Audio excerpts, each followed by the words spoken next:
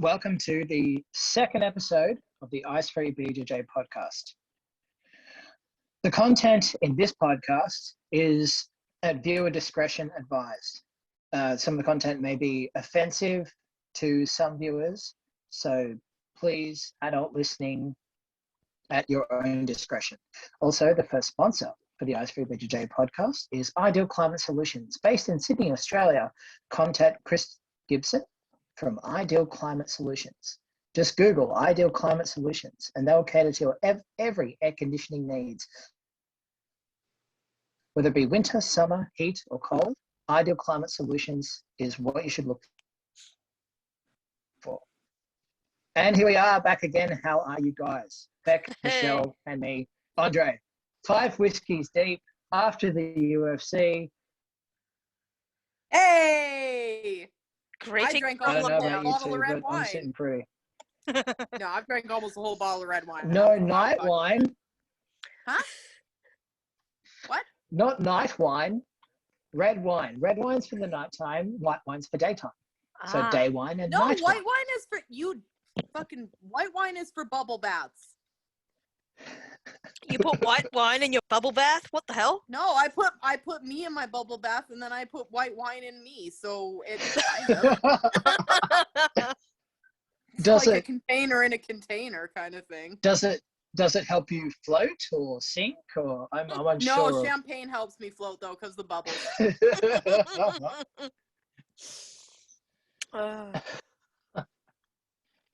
Wow. You're welcome. I'm drinking whiskey. Well, Jack Daniels. I'm drinking from a sippy cup. Seriously? Because it's a sippy cup. It's a wine glass, and it has a pole dancer on it, but it's because I almost knocked over my other wine glass, and then I got in trouble, and so sippy cup. It doesn't take us long to lose focus, does it? I love it. Well, it's lockdown, so what else do we Oh, yes. UFC. That's right. No, but true, lockdown does that too. Like we're all in lockdown. So Canada's gone into lockdown, yeah, Michelle? No, not Canada, just the little area that I'm in, because we're fucking aren't you lucky? idiots. Yeah, well, because some jackass is like, hey, let's go up to Kelowna for a vacation. And then everyone's like, oh, let's lock down Kelowna because there's more COVID cases. They're not fucking from here. You lock down the freaking outbreak monkeys over there. How about that? Sydney had 300 and something, like 319 cases. Yeah, we today. have like 5. Yeah, Wow, I think you guys will be okay. Yeah. The Beck's I still don't on give a lockdown, aren't you? shit what we do, man. I'm vaccinated. I don't fucking don't know. care. I haven't Do what heard you yet. want. We were supposed to get out to later today, but I haven't heard anything yet. I didn't have a good feeling about it. I don't think it's happening because I've been putting shit on one of my friends that lives in Brisbane. I'm like, you guys aren't getting out. No way. She called me last night. She's like, I hate you. Why did you say that? I'm too drunk. You're killing my buzz. And then spoke to me for 3.5 hours. On a video call with a guy that she's seeing. She's like, have you met Kieran? I'm like, no. I'm going to do that to you one day, just so you know. I do that all the time. Of course, yeah. I'm just going to get absolutely wasted and be like, Andre, have you met, what's his name? I don't know his name. Have you met 65? 69. Why are you giving me a number? Shut up. Look pretty. If he's getting any number, it's going to have to be 69 because I ain't fucking with no other numbers. That's all I'm saying.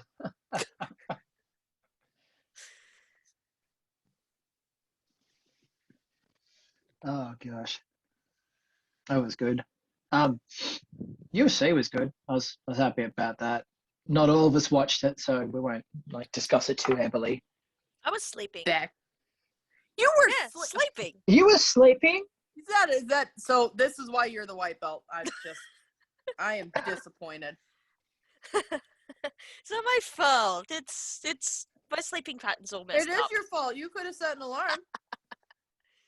Now, how am I supposed to... Watching the UFC is boring without someone to tell me what that flip's going on. And those commentators, they don't do it. Ooh, shots fired again. Beck did it. I manage it. Yeah, but okay. You know what the hell's going on. Okay. Yeah, that's true. I do. I know a lot more about the sport. Yeah. That is completely fair. Though, I must admit, we did have a good conversation just before this started, and I was ecstatic because I had maybe my first or second Joe Rogan moment where we're like, no, wait, let's talk about this on the podcast. And now I feel like a proper wanker. You probably are. What the fuck is a proper wanker? Wanker? Wanker? What the fuck? Look, it doesn't matter how you say it. It's the context behind it. And yes, a proper wanker is what? Someone who is wanking is jacking off, right? In the literal sense, yes, I guess. So you're a proper jack off. Is there a wrong way to do it? I'm just gonna stop. I don't understand this insult.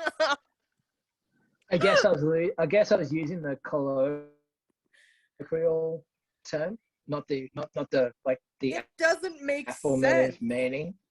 It doesn't make sense. Oh. Did you have a proper wanker today? No, I just couldn't finish it today. Like, I had no idea what I wanted today. Do I want regular or do I want the stranger? Or who knows? Totally improper. Tried it with water bed. Don't recommend. I'm really glad we have that disclaimer warning. I know, right? Why do you think I insisted upon it? And why do you think I do it? To make sure it gets done. Yo, I almost spit out my wine. Stop it. You started. That's why you need a sippy cup, Michelle. You're supposed to sip. Fucking wanker, and I thought, well, I didn't know, because over here we just call you a jack off or a fucking jerk off or I don't know. You're part of the masturbation. You're part of the Commonwealth, and you don't even have the same fucking colloquialisms as us. No, because we got Americanized. What the fuck?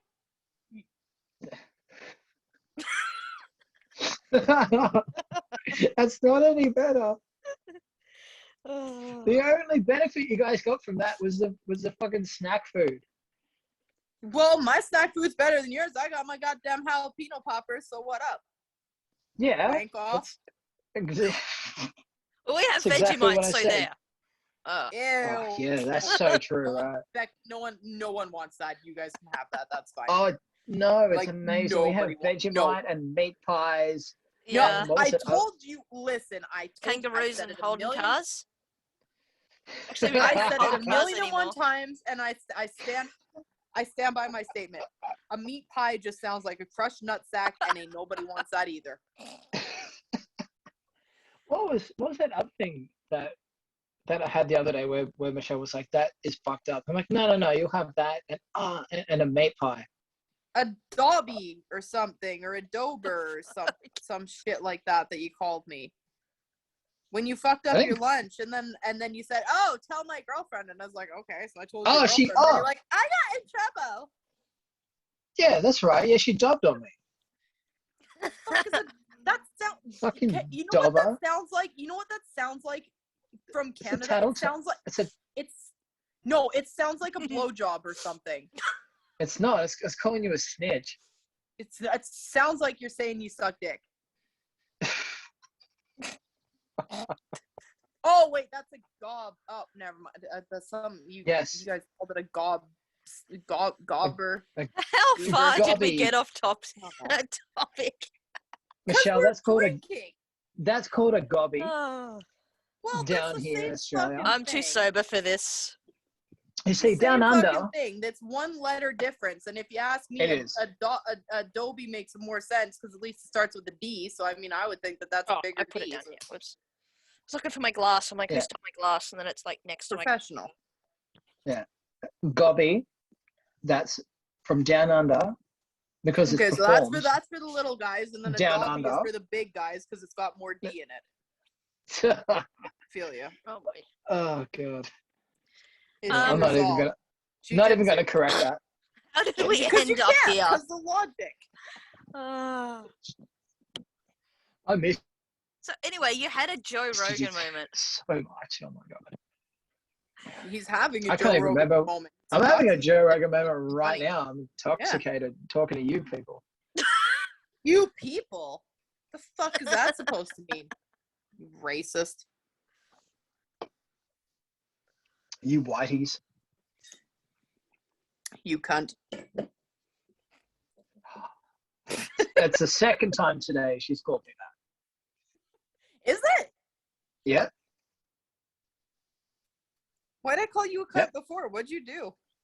I think it was very, very early this morning when you woke up at 4 a.m. to reply. I didn't wake you up. Rebecca woke you up. I just replied to the message. Yeah, I'm Rebecca's like, a sweetheart, so... I'm like, ranting about egg Michelle... rogens, which is probably why I was asleep earlier. Beck's a sweetheart. Beck's a sweetheart, yeah. so I'm not going to call her that. So, Andre, I just stand by my statement. I did. I said, go to sleep.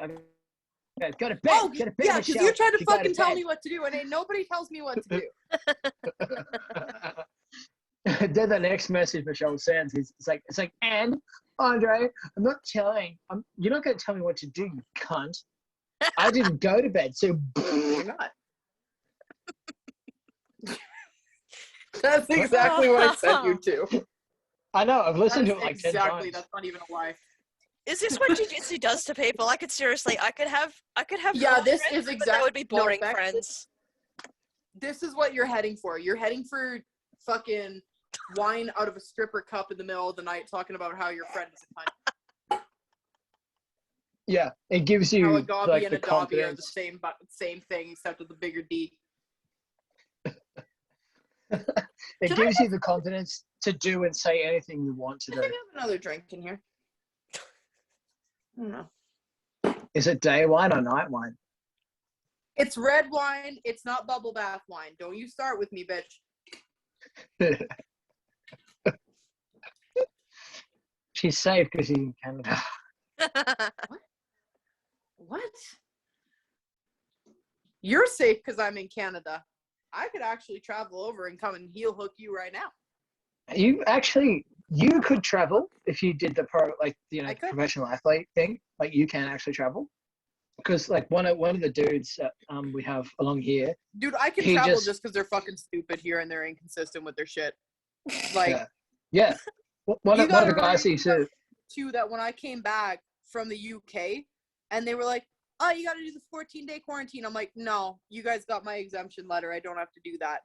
And they're like, "Oh, yeah, we do have your exemption letter. You don't have to." Well, you have to do a 3-day quarantine in a hotel. I'm like, no, I don't want to do that. Well, you have to. I'm like, no, guys, I have a disability. I need assistance, so I can't stay in a hotel. I need to go home. Oh, okay, bye-bye, bye. Go to your home. And I'm just like, you fucking idiots. Like, I just literally traveled through 3 countries by myself to go compete in a Paralympic qualifier and then traveled through 3 countries back by myself. But now all of a sudden, oh my God, I'm blind. Help me. Fucking idiots. It's like the blind wild card. It is totally the blind wild card. Anytime I want to not do something, I can't see. I know. That's like me with That's a segue driving. for you. Yeah, there you go. See? My nonsense comes back to sense. Yeah. Went from blowjobs to blind cards. One of the guys who trains along the Northern Beaches here, he just went back over to New York to Marcelo Garcia's, and because he was a brown belt world champion. He's still a brown belt, which is annoying because he's like really a black belt level good.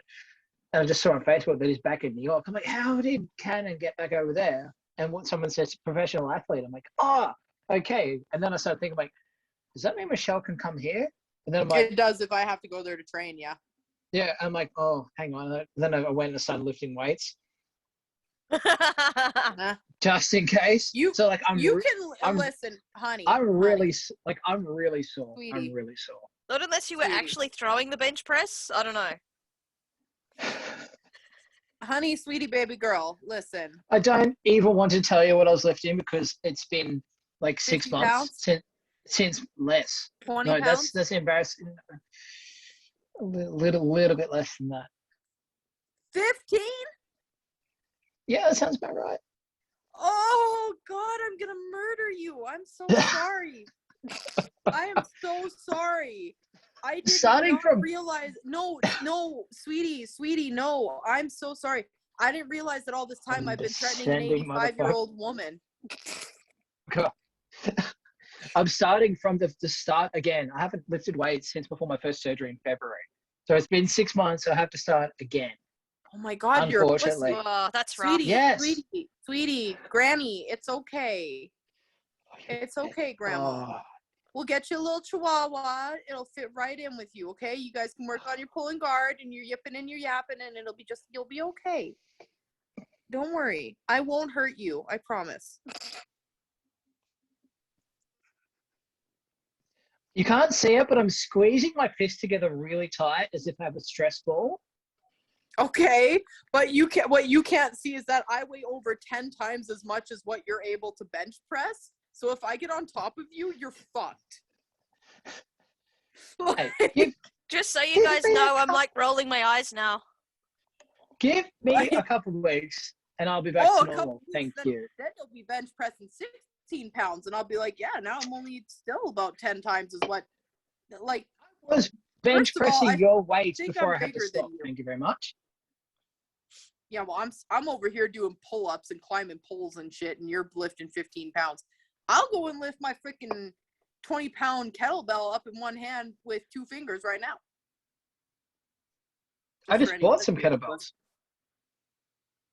And do you use them? Well, haven't arrived yet. Pussy. Oh my God. Just wait. Vagina. Pussy little bitch. Oh God. Oh, she's so dead. Just wait. Oh, the Rona. Oh, that hurts. Hey, Michelle, if you get the three, you're either going to have to throw him through the floor to China or possibly run. No, I don't think I have to run because he can only lift 15 pounds. You see, now she's got all this self-confidence. Like, she's forgetting I got 13 years of fucking jiu-jitsu and shit under my belt. And you're still pulling guard. So... Zanji Ribeiro, ADCC 2017 against Rustam Chivyak. Armbar from full guard, Zanji pulled guard. David Lee, every single class where we work on guard. Guys, don't do this in an actual fight. In an MMA context, you'll get punched in the face.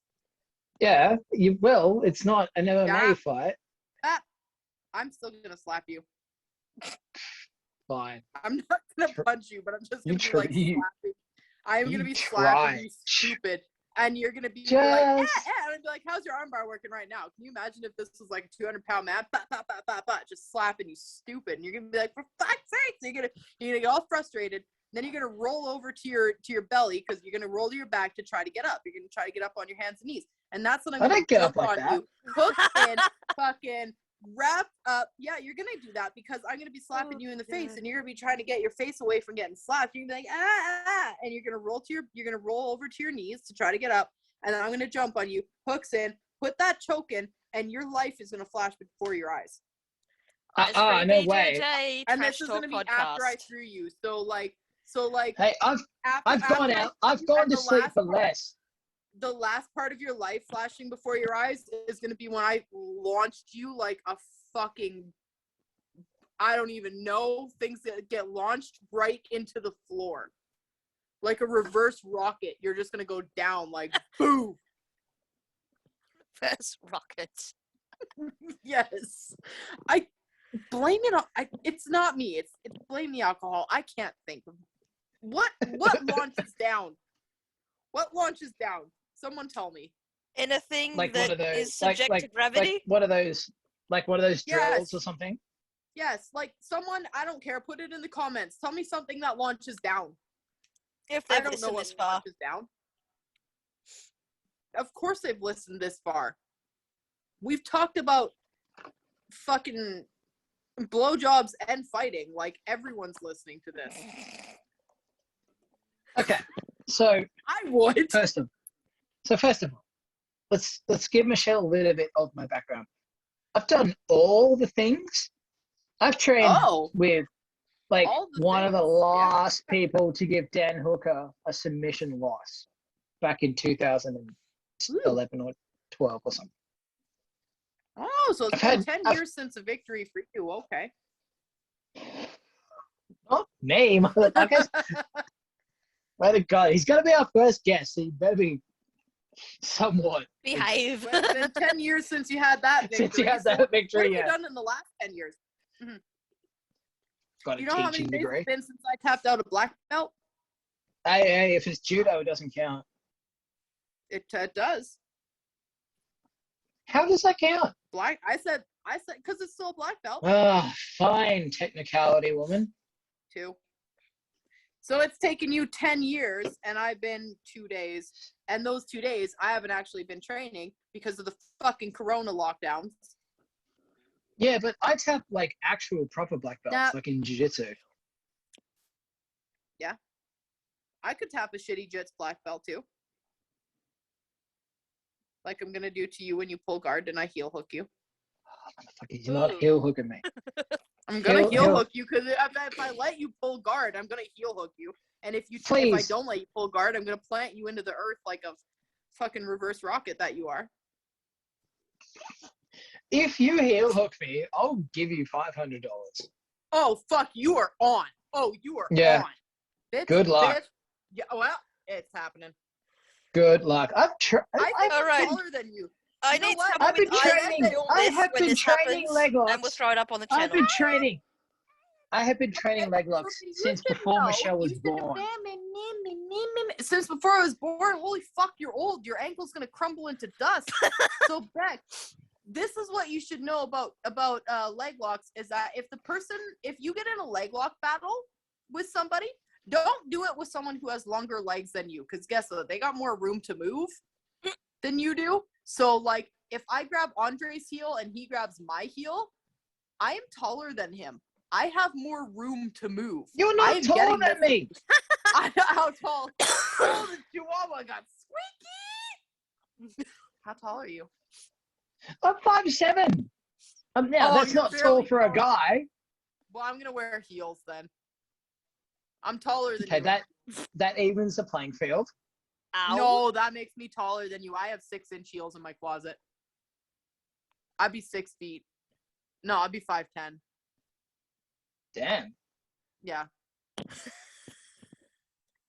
Can I? No, I'm not even going to say that. Oh, fuck it. I'll say it. Can I borrow them? Because my girlfriend doesn't like the fact that she's taller than me. You want to literally borrow my pole dancing heels. My platform, 6-inch, fucking see-through pole dancing heels. You want to borrow those? Not particularly, but it would even up it would even up the height difference between me and the missus. So, change my mind. I'm not going to heel hook you. I'm going to punch you in the vagina. You're not going to heel hunk me? That's good. Rolling my eyes. I am going to punch you in the vagina. Oh God. Vagina. Oh my God, is that still my name? I haven't been on that group in a while. It is. Oh, I think I should change that. This is why I have. See, this is why I have nightmares of like, not even nightmares, like just fucking like trying to. Of me knee barring you, yeah. Other way around. No.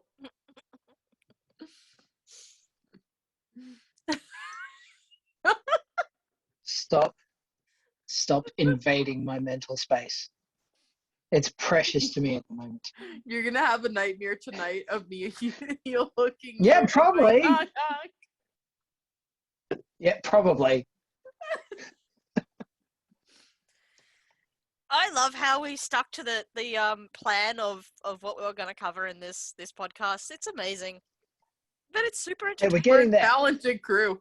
Hey, we're getting there. Via tangent via Mars. Yeah. Via We're what? getting there. Tangent via Mars. We're going to Mars? I don't know. That seems to be where this podcast is headed. No, fuck that. It's cold there. Isn't it super hot there? I don't know. What the fuck? No, there's no fucking idiots there. That's the thing. Like, you gotta get away Mars? from the idiot. What? Well, there's stupid people are here. There's no one on Mars. No. Did anybody watch the anime Ninja Robots when they were younger? Why does that? No, Because it was on Cheese. It wasn't Gundam. It was on it? Cheese. No, it wasn't Gundam. It was Ninja Robots. It was on Cheese TV for a while. That was dope. That was all like set on Mars. And then there was the Biker Mice from Mars. That was on Cheese TV too. Yeah, I met the guys from Cheese TV one time. Oh, sweet. Yeah, they were really cool. But back to Jits. What were we supposed to talk about again? Because now I got all mad and then distracted. Oh, angry little chihuahua. You sort of said, we had this great idea while talking before the podcast, and you called it your Joe Rogan moment, and we were about to talk about, and then tangent to Mars. Hot Balls Lewis. Hot Balls Lewis, yeah. No, that's right. No, one can call him the Black Beast. He's gonna always be Hot Balls because my balls is hot. I'm like, yep. Okay. He should definitely change his name to Hot Balls Lewis. That'd be amazing. He should. That was your insight? Really? He's a funny dude. That was my insight, yeah. Oh, that was Michelle's insight. Okay. No, that is 110% my insight. Anytime that Derek Lewis fights, Hot Balls. That's it.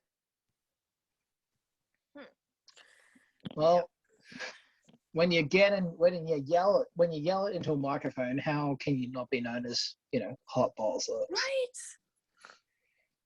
Right. And then ask to come on the Joe Rogan podcast.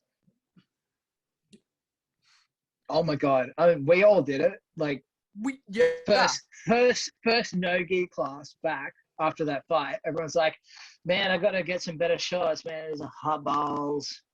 No, we were all doing it in the gi class and even in the judo class, man. We'd be in our gis and it'd end up getting hot, and you take the gi jacket off, and oh my God, my balls is hot, and you just throw like it was all the time.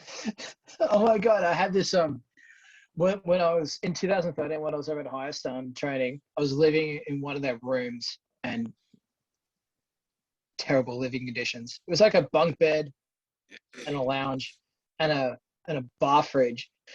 And because like you live at the gym, everyone seems to think that they can just come into your room and like chill out with you, or just come into your room because you're there. One of the I cannot remember which Armenian guy it was. Lovely dude, but it was we had just finished training, and the kids class had gotten out. We're like there, just like, oh God, water, cool, protein shake, and he's walked in. And he's like, I'm staying here with you guys. I'm like, okay, that's fine, but why? He's like, so my balls are sweating, and I don't want to be out there with the kids. And I'm like, okay, yeah, that's fair, but. I go, you have your pants on, right? He goes, yeah. I'm like, okay, just making sure, like don't take your pants off here or in front of the kids. Like, keep that shit tucked up, right? It's like just pacing around. Right. It's like, fuck, you like gotta stop sweating. And like 10 minutes later, he goes, okay, are the kids gone? I'm like, yeah. He goes, all right, my balls have stopped sweating. I'll catch you guys tomorrow. I'm like, all right, dude. Thanks for coming by.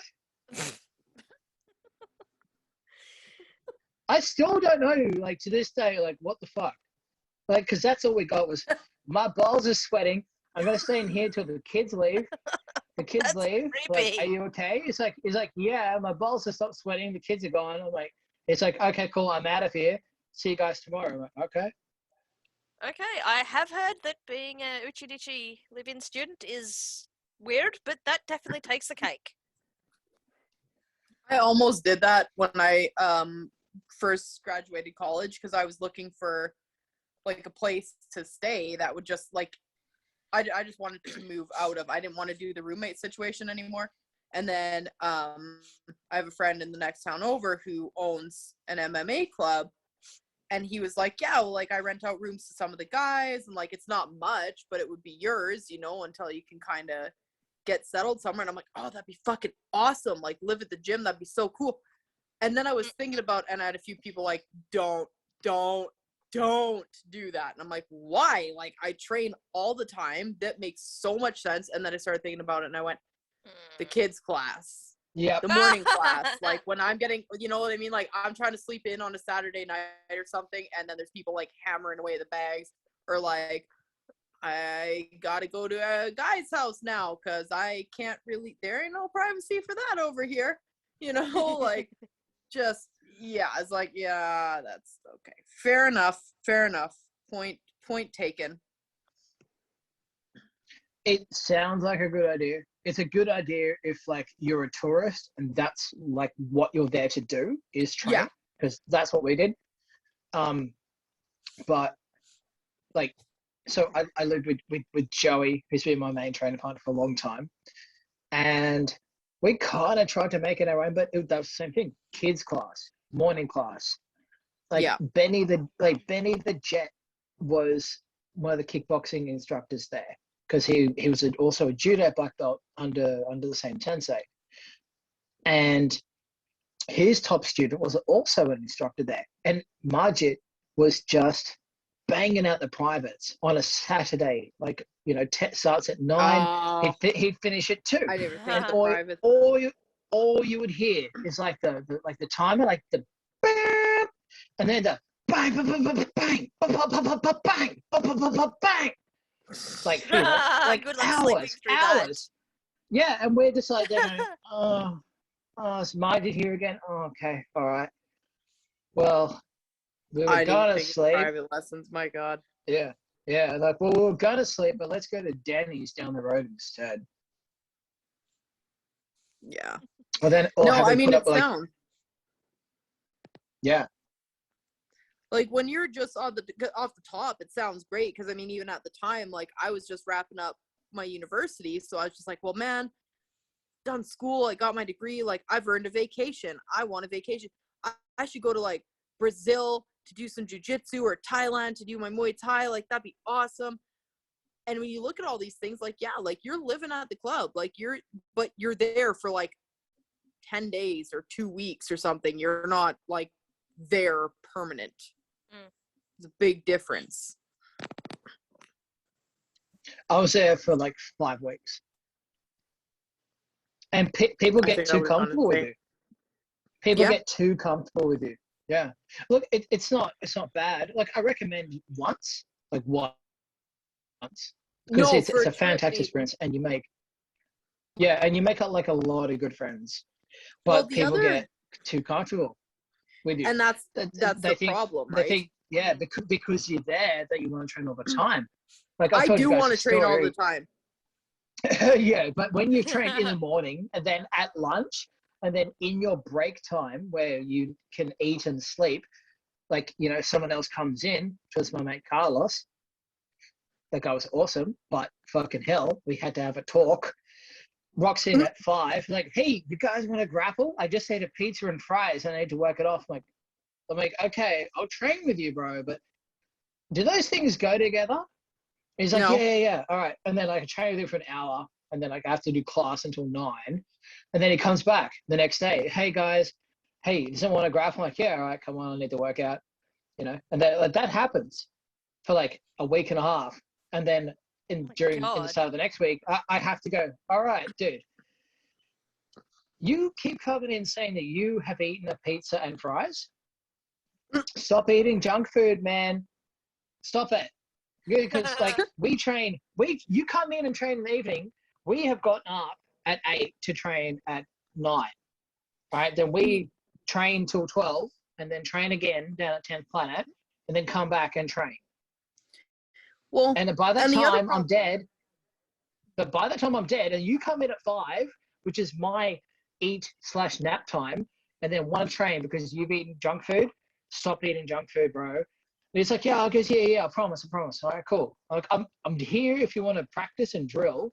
He comes in there, he goes, hey, bro, guys, I just ate a pizza and fries. Who wants to grapple? I'm like, nah, man, that's it. You said you stop eating junk food. Well, and the other problem with that too is you can't function that way. Like, I mean, for me, sure, because, and everyone's, oh, you're lucky, like, you're so active, you can eat whatever you want, you don't gain weight. That is true.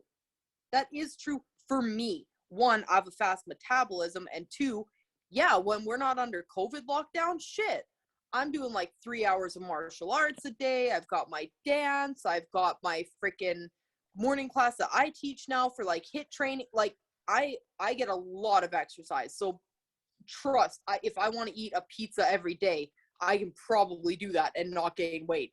But at the end of the day, that's not sustainable either. Like, I mean, I actually went and saw a nutritionist, and I really didn't have to tweak much because I eat fairly healthy as is. But it was just a couple little things like, oh, well, add in some seeds or switch your yogurt to like Greek yogurt, like very minor things like that, and just regulating my meal schedules, right? That, okay, well, after your morning class, eat your breakfast and have your lunch at this time and have your dinner after your afternoon training. By the way, 2 snacks, right? Like, have your snack between your breakfast and your lunch. Have a big snack between lunch and training so that, you know what I mean? And I've noticed doing that, I feel a lot better. Obviously, I'm off the rails tonight. I got my wine. I got my chicken wings. I'm happy as hell. But you know what? It's UFC night, and that's kind of expected. Like, there's going to be some deviation there. But for the most part, right, you need to eat properly. You can't just say, oh, yeah, I'm eating, like, burgers and fries and pizza and tacos, and I'm going to work this off. You might not gain a lot of weight, but your insides are fucked, and you're not going to be performing properly as an athlete in any sport. And I don't care if you're recreational or competitive. You're not going to be performing to the best of your ability. You're not going to be you're not going to be in good condition for yourself. You're not going to be a good student for your coach. You're not going to be a good training partner for your partner. If you put shit in, you're going to get shit out. Like, you can't do that. That is 100% correct. Yeah, you've got gut health is so important. So yeah, like, you can definitely fuck off and, you know, drink and eat whatever you want sometimes, but during the majority of the time when you need to be training, when you need, like, to be healthy, to have that explosivity and stuff, and all that good energy, like, for training, like, you need good fuel for it. Like, this doesn't apply to us, but what I've said to people in the past, like students, when they've said, oh, I'm getting so lethargic. I'm like, well, what are you eating? Oh, just anything. You know, it's late when I come home for training, so I just grab Macca's on the way. I just grab pizza. I'm like, well, what do you put in your car?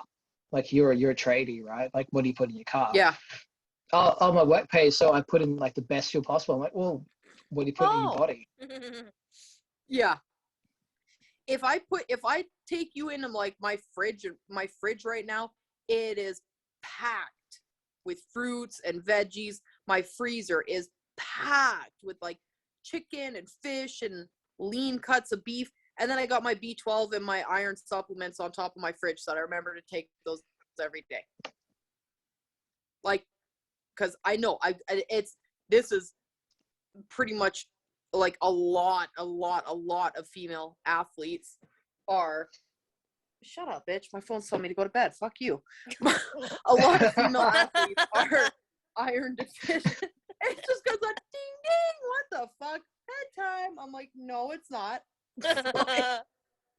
But a lot of female athletes are iron deficient for a variety of reasons. But I mean, for me, like, I've gone over everything with my doctor. It's nothing medical. It's nothing dietary. It's just I'm not absorbing iron properly. So he says, take an iron supplement. Your B12 is low average. Take a B12 supplement. Okay. Because I want to be performing properly. you know? Yeah. A lot of active females are iron deficient, though. Well, a lot of them is because, cover your ears, boys, because they get their period. So that's like the big problem for a lot of female athletes, right? But I mean, I like me and my doctor, I'm like, well, I dealt with that problem. Like, I don't want the kids and I don't want the problems that go along with that. So we're just gonna let's just deal with that. And he's like, okay, so that's not an issue. I'm like, no. Like, and then we looked at like my diet, and he's like, well, your diet is like phenomenal. Like, you're doing everything correctly. Like, he's like, you know, a lot of vegetarians, a lot of vegans, they're iron deficient because they just don't. I'm like, look, wait, you're not you vegan, put a steak in, yeah, vegans and but vegans and vegetarians, because they don't eat any meat, right? Which is where you get most of your iron. You get it from green veggies and seeds and stuff like that too, but a lot of them, they have to take supplements because their diet is insufficient in that area, right? So he's just like, well, you know, like, and it's the amount. Vegans or vegetarians, and I'm just like, but I'm like, you could put a steak in front of me and a starving dog, and I will grab that steak before the dog. Like, listen. I thought you were going to say you'll eat the dog too. I'm like, oh, Steffi, cover your ears. No. I'm not gonna kill the dog. Like, I'm not. But I mean, I'm not giving it my steak either. That's my steak. Yeah, bastard. And what, like, you know, a lot of people don't realize. Yes, you can get iron from, you know, spinach and, like, you know, other vegetables and stuff, but the amount that you have to eat them in, like, is insane. Where a piece of steak, you get the equivalent, and it's a lot less. Yeah. Well, I mean, that's what I said to him too. I said, look, like, I mean, I'm eating like seafood at least twice a week, and I love my chicken. I love my steak. You will never see. I had it when I was in college. This girl came up to me talking about, like, oh, vegan, this and that and the other thing. I'm like, oh yeah, that's cool. Okay, thanks. I went over to the little sub shop, and I grabbed like chicken, bacon, freaking, I don't know. It had like all the animals on it. All the animals. I'm just like, thanks. Yeah. The zoo. I had I know. half the farm between a bun. Having someone tell you, like, don't do this, or don't eat this, or don't get this, like, when you know it's okay, triggers the inner high school student, which just says, fuck you, watch me, I'll do it anyway. And exactly. Yeah, exactly. And I'll do it, and I'll do it better. None of us has ever matured in our life. Yeah. I think you need that in you as someone with a disability of blindness, because I mean, how much do we, like, just there's such a good pleasure that you get from doing things that society reckons that you can't do.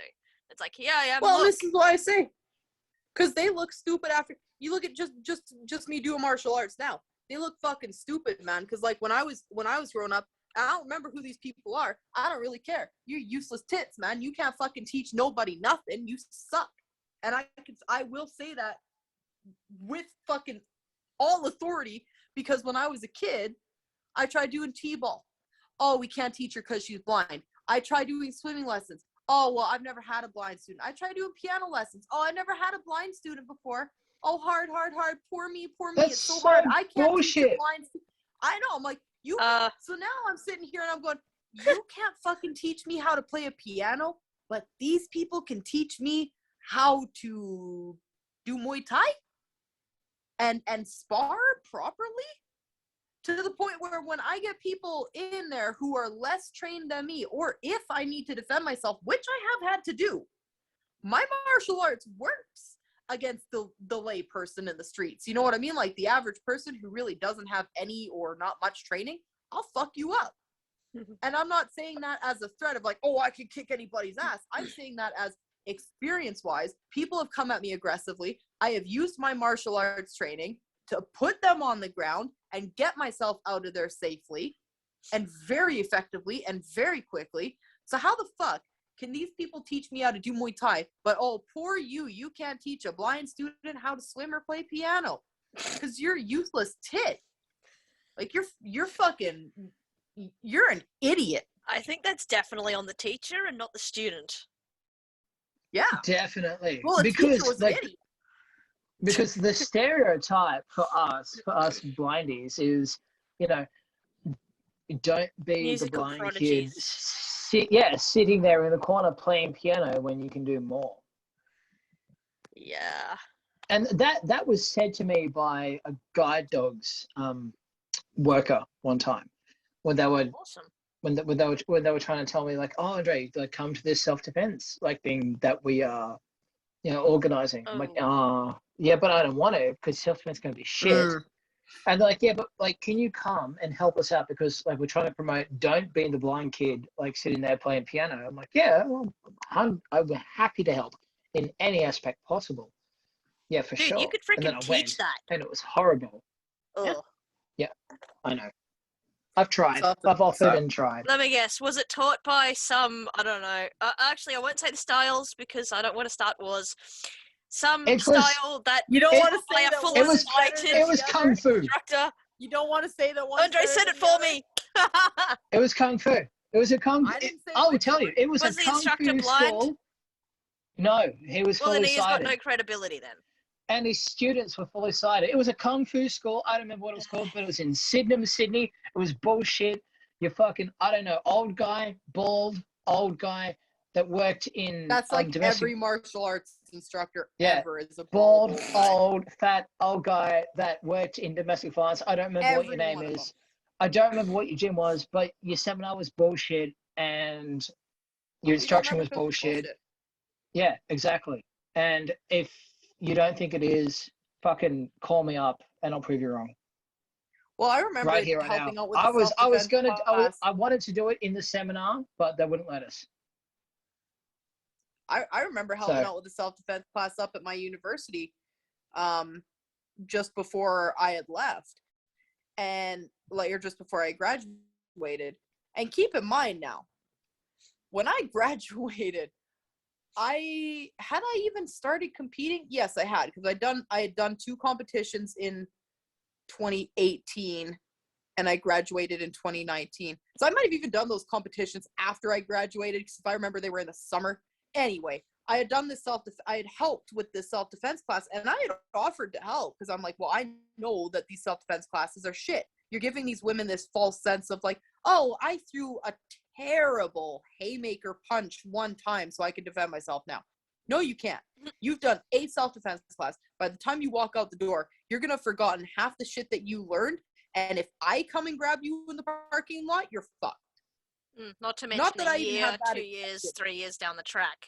Well, and it's not even that I have bad intentions. It's that, like, okay, if I come, like, without bad intentions and put my hands on you 5 minutes, 10 minutes after you've done this self-defense class, you're not going to know what to do. So imagine someone who's bigger, stronger, with bad intentions. You're in a lot of trouble. Like, I just don't like, so I was just like, well, I'll come and help you out, but is it okay? Like, can I bring some coupons or flyers for like the martial arts clubs that I train at? Because I think it would be beneficial if they want continued training for them to get it. Oh yeah. Man, let me tell you, I literally kicked a security guard across the room. And this was after I had asked, because he was holding the kick shield like way out and like it was tilted down. So I'm like, I'm going to break this man's wrist. Like I can just see, like, yeah, right? I'm like, I'm going to break this poor man's wrist. So I'm just like, okay. So I kind of adjust the kick shield and I'm just like, okay, like, you're ready? He's like, yeah. I'm like, you got, like, you feel solid in your stance, your base? Yeah. I'm like, you got your abs flexed? You know how to flex your abs? I'm going to be hitting you in the stomach. Like, you know how to breathe out? Yep. Man, I fired off one teep kick, one forward push kick, and he goes stumbling back across the gymnasium. I'm like, oh, and like all these girls are standing there going, whoa, and I'm going, that ain't from this self-defense class, ladies. Like, that's from repetition over years of trick, right? Like, we were doing if a guy grabs your wrist, and for me, I'm going, well, I know how to break this grip from grappling.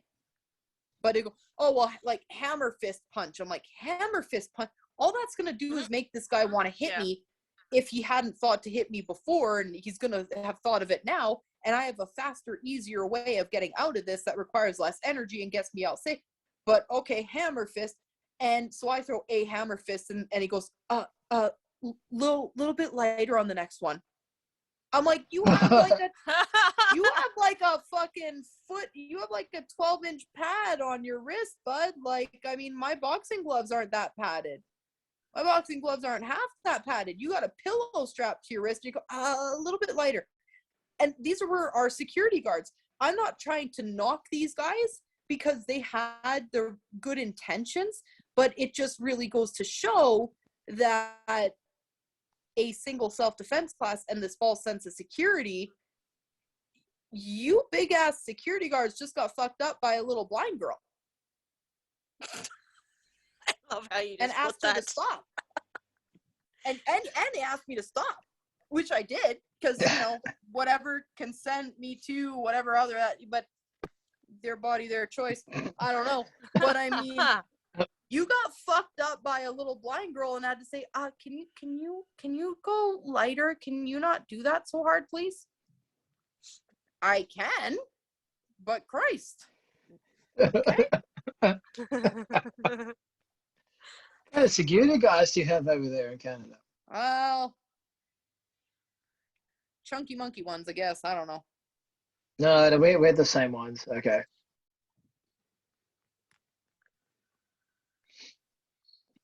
Oh my God. All right. So, Michelle, stop breaking all your training partners, because this isn't even the first. This isn't even the first story. I broke the security guards. I didn't break my training partner. And what did you do to the new guy? It is not my fault if some. Okay, listen. It is not. Listen. It is not my fault if some people have a volatile physical reaction to overexertion and stressful environments. It's not my fault. But when you are creating that stressful environment, I don't know. Okay, I'm blind. I can't see, so I'm expecting that you're not like a fucking noob white belt guy. And then when you are, and you get your shit messed up, and I'm just like, oh, sorry.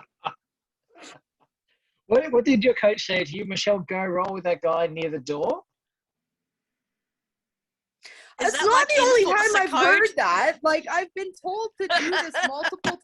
Listen, how many, you gotta, like, and you gotta look at context of this too, because, like, I have been told, go roll with person X by whatever door. And sometimes people get sick. It's not my fault. I will admit that I've had a few training partners who have told me that they had to go puke. And I mean, and again, context here, I shower before every training session, and I wear clean clothes, fresh out the dryer. Like, this was an overexertion on their part. That's not my fault. If you start feeling nauseous, you should stop. You should tap. If you don't do that, well, hell. Go puke. Michelle makes new white belts puke. There we go. It's not my fault. Well, if you feel nauseous, special white belts that they roll near the door with. Tap out. Were they taught how? Well, I would assume so. Okay. What, to tap out or to puke? Hopefully both. Both. Yes, right. Both. Which one were they taught? Tap before they puke. So roll with Michelle until now. If you feel like puking, that's when you stop. It's not my fault. I don't know why it happens so much. I don't know. Oh. Maybe it's a top pressure thing. I don't go and attack like every submission. I just squish them. Yeah, squishing people's fun. It must be the judo. Yeah, but it's a. But then they puke.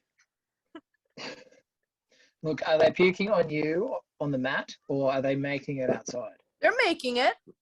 Well, there you go. Well, there you go. Like, why they need the door. Right, so it's not. So quit bitching at me. Ain't my fault. They make it. Imagine that, hey, being like, you know, rocking up, wanting to learn jiu-jitsu or whatever, thinking, you know, I'm gonna do okay at this. I'm big, I'm strong, and I've got this, and then you get tapped out like by a blue belt female with like 5% vision or whatever. That's hilarious.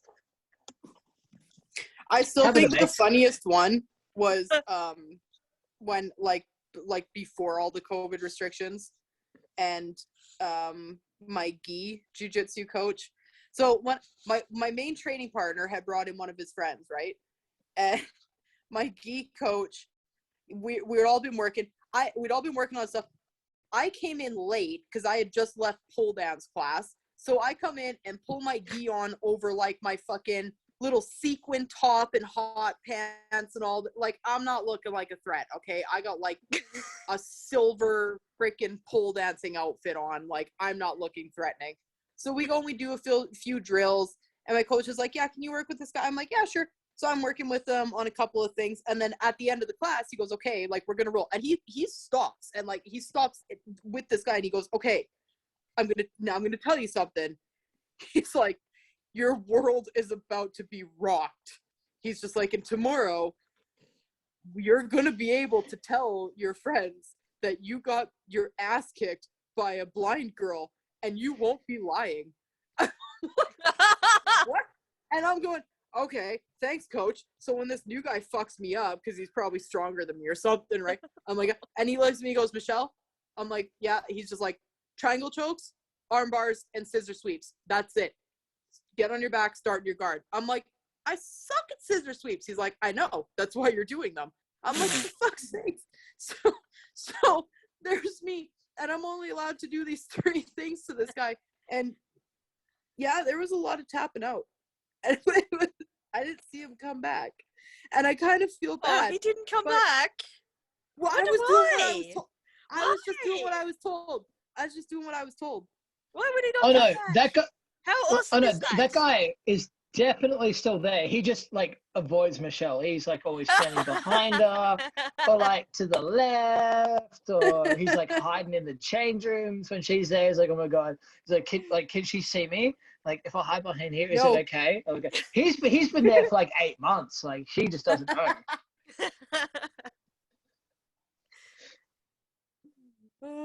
But how awesome would that be? Like, I'd be like, holy shit, this shit works. Well, that would be my thought too. That's but why we do it. Fragile male ego sometimes, you know, is fragile masculinity or whatever they call it. Is that what they say? I don't know. Guys don't like getting beat up by girls. I'll say that. Some of them do, but that's a sex thing. Oh, whatever. I've been tapped out by girls. I've had a guy. Yeah, I know. Nice.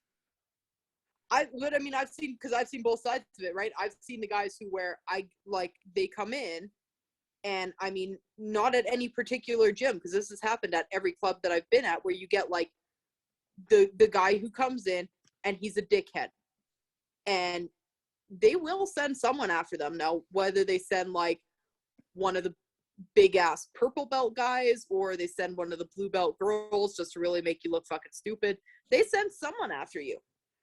And a lot of like, I've seen the guys where like I go and roll with them and I don't even throw submissions on them. I just control them the whole time and they get pissed off and they never come back.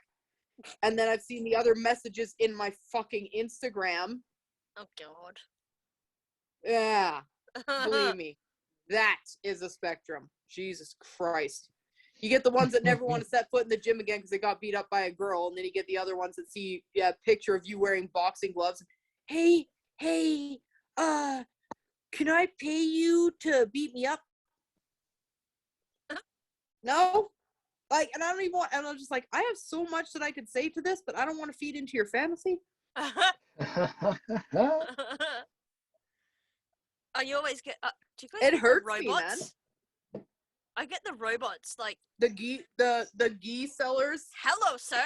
Would you like to buy our geese? I have a gi brand from Pakistan. I would like to sell in your gym, sir. I'm like, you fucking brain dead cunt. You're talking to a woman, first of all. Message me again, I'm gonna rip your fucking throat out. Like, I got this one recently. It was like, hello, I am oh God, he was like a blind textile designer. And then he said, I can do all sorts of like printing work and something else for you. And I'm trying to break into my own market, with vision impaired, like textile and print design. And I am more than happy to help you out with any of your business or whatever, as long as it is accessible and meets my payment needs. And I'm just like, I don't care. Sorry, bro. Yeah. See, I get those on Instagram too, right? These brand ambassadors messaging me all the time. This is on Facebook. Mine too. No, I get the people trying to get me to sell their gis on Facebook. But then what I get on Instagram is the brand ambassador is like, will you wear our clothes? I'm like, yeah, how much are you paying me to do that? Oh, well, we would give you a discount. I'm like, no. That's not you how need to learn how works. to read. Listen. Yeah, exactly. I'm like, you need to fucking learn how to read. First of all, I have sponsors and they give me shit for free. Second of all, I am a professional athlete. I am very competitive. And if you want me to wear your clothes, you're either going to make a quality product that you don't need to message me to buy, or you're going to fucking pay me, because my time is valuable and better spent at work or training than wearing your shoddy ass, shit ass little fucking squash the tits sports bra. Like, no. Half the gis don't fit anyway. Ugh. I cannot find. Oh, this is not even gis. This is like, there was one fucking pineapple something. I don't even know what their shitty ass brand is. I don't know. They put pineapples on all their bras and their leggings and shit. It's stupid. Oh, I think I know what that is. Yeah, the guy. Yeah, you know that the one. guys, I'm just like, yeah. A mate of mine, in that same tournament that I was telling you guys about, where I met Kel, like Keza submission, pretty much everyone except for me and my friend Rob. I can't remember what that brand was called, but they'd see my mate Rob compete. It's pineapple something, man. Oh, okay. Like they see my mate Rob compete, something. and they said, they go, hey Rob, do you and do us a favor, because we'll give you some spats and like a rash guard and just compete in it today. And he goes, yeah, okay. So they threw him a rash guard and some spats and stuff, and like he was competing with like a rash top with like all fruit, like pineapples and other shit on it, and the same thing with the spats. Like me and my mate Sonny turn up, and Sonny's like, what's with the rashy and spats? And Rob goes, I don't know. He goes, it looks cool. I was like, yeah, they just gave it to me when I walked in. He's like, really? He's like, yeah. He goes, oh yeah, they were wanted to sponsor an athlete, so. Yep, that's the same brand. Yeah. It's shit. Oh my god.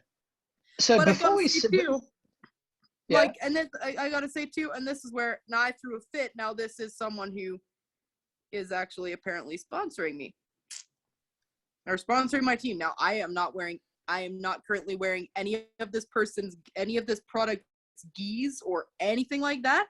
I used to really like them.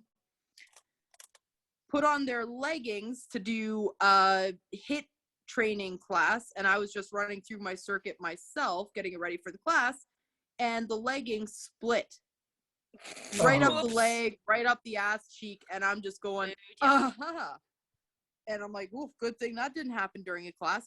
So I'm like, well, maybe it's a one-off. I'd put on a second set of leggings, and that was fine for a little while, and I was doing my thing, and all of a sudden, same thing, doing my own training in private, boom, pops right up the leg, right up the ass cheek. I'm like, for fuck's sakes, this is a huge name brand. And I was accidentally given one of their belts, and I went, oh, fuck no. No. And I looked at and I went, oh God, I said, I don't want, and I had messaged my coach, and I'm like, hey man, I really it.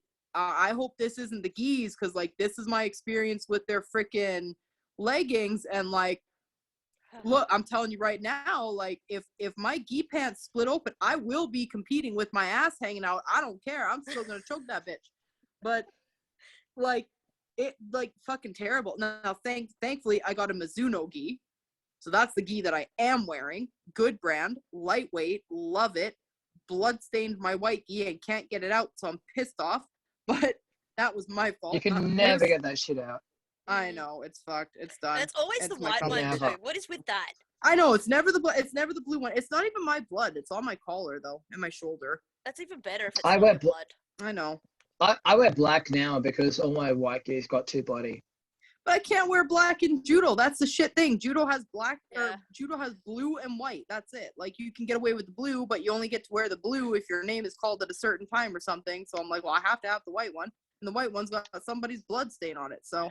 I got so sick of white geese. I'm just like, ugh. I fucking Don't hate wear white one unless geese. you have to. Yeah, and that's what I mean. Hey, I have to wear it black in judo, but other than that, I fucking hate white geese. So you guys are telling me when I start judo, I'm gonna have to get a white gi. You are going to have one blue gi and one white gi. Yes. I have a white. I have a blue gi. It's just not a judo gi. Is it a judo gi? Yeah, no. So no. No. Nope. You're gonna have to have one white and one blue judo legal gi. Yep. Okay. At least. And is it like wizards? I would say normal sleeves or wizard sleeves? Like the loose sleeves, like the granny, the fat granny arm sleeves. Wizard sleeves. Yeah. Yeah. I would say standard judo Matsuru makes really good gis, but they're heavy as shit. So I would not recommend for Australia because they're fucking hot. Like, I'm overheating in these Matsuru gis. They're really good gis. They're strong. They're good quality. No complaints about the gi. But then when you're training, when I'm training in the summer, and I'm like, Jesus Christ, I can imagine in your heat. So I have Mizuno gis right now. I think Fuji makes a pretty good gi. Fuji makes a pretty good gi. Mizuno makes a really good gi, and the Mizuno gis feel like Jits gis. They don't feel, like I was losing my mind. I tried them when I first got them, and I tried them on, and I messaged the national coach, and I was like, oh my God, they feel like jujitsu gis. These are awesome. I would not recommend Adidas gis. I've never tried an Adidas gi, nor will I ever try an Adidas gi. Because I have my own perception of how they make pants. That was well done. Yeah. Hey guys, before we segue into the next thing, can we do like a bathroom break? Yeah, let's go for a refill and bathroom breaks and things. Yeah, I'm gonna get my last glass of wine. All right. We were segueing into the beginning of the martial arts talk. And it was how Beck and Michelle actually got started. Look, I'll just say in martial arts. But we really know we mean like jiu-jitsu. Yeah. Because some martial arts suck. Yeah, that's right. Some are just better than others. Some are just better. That's not what you just said. Okay. Yeah, we have so much audio proof. Yeah, like you can't dispute it. Yeah, because as much as we all love jiu-jitsu, and we do, it can be a very confronting experience. Yeah. As well as martial art, like for females, like it's hard enough for some guys to walk in the door and put their ego on the line, but it's even harder for females, like to walk in the door to a gym, to a male-dominated sport, to one of the only predominantly male-dominated sports these days. Now it is becoming a lot less these days. We have predominant jiu-jitsu female athletes like, Fionn Davies, Mackenzie Dern when she was competing. I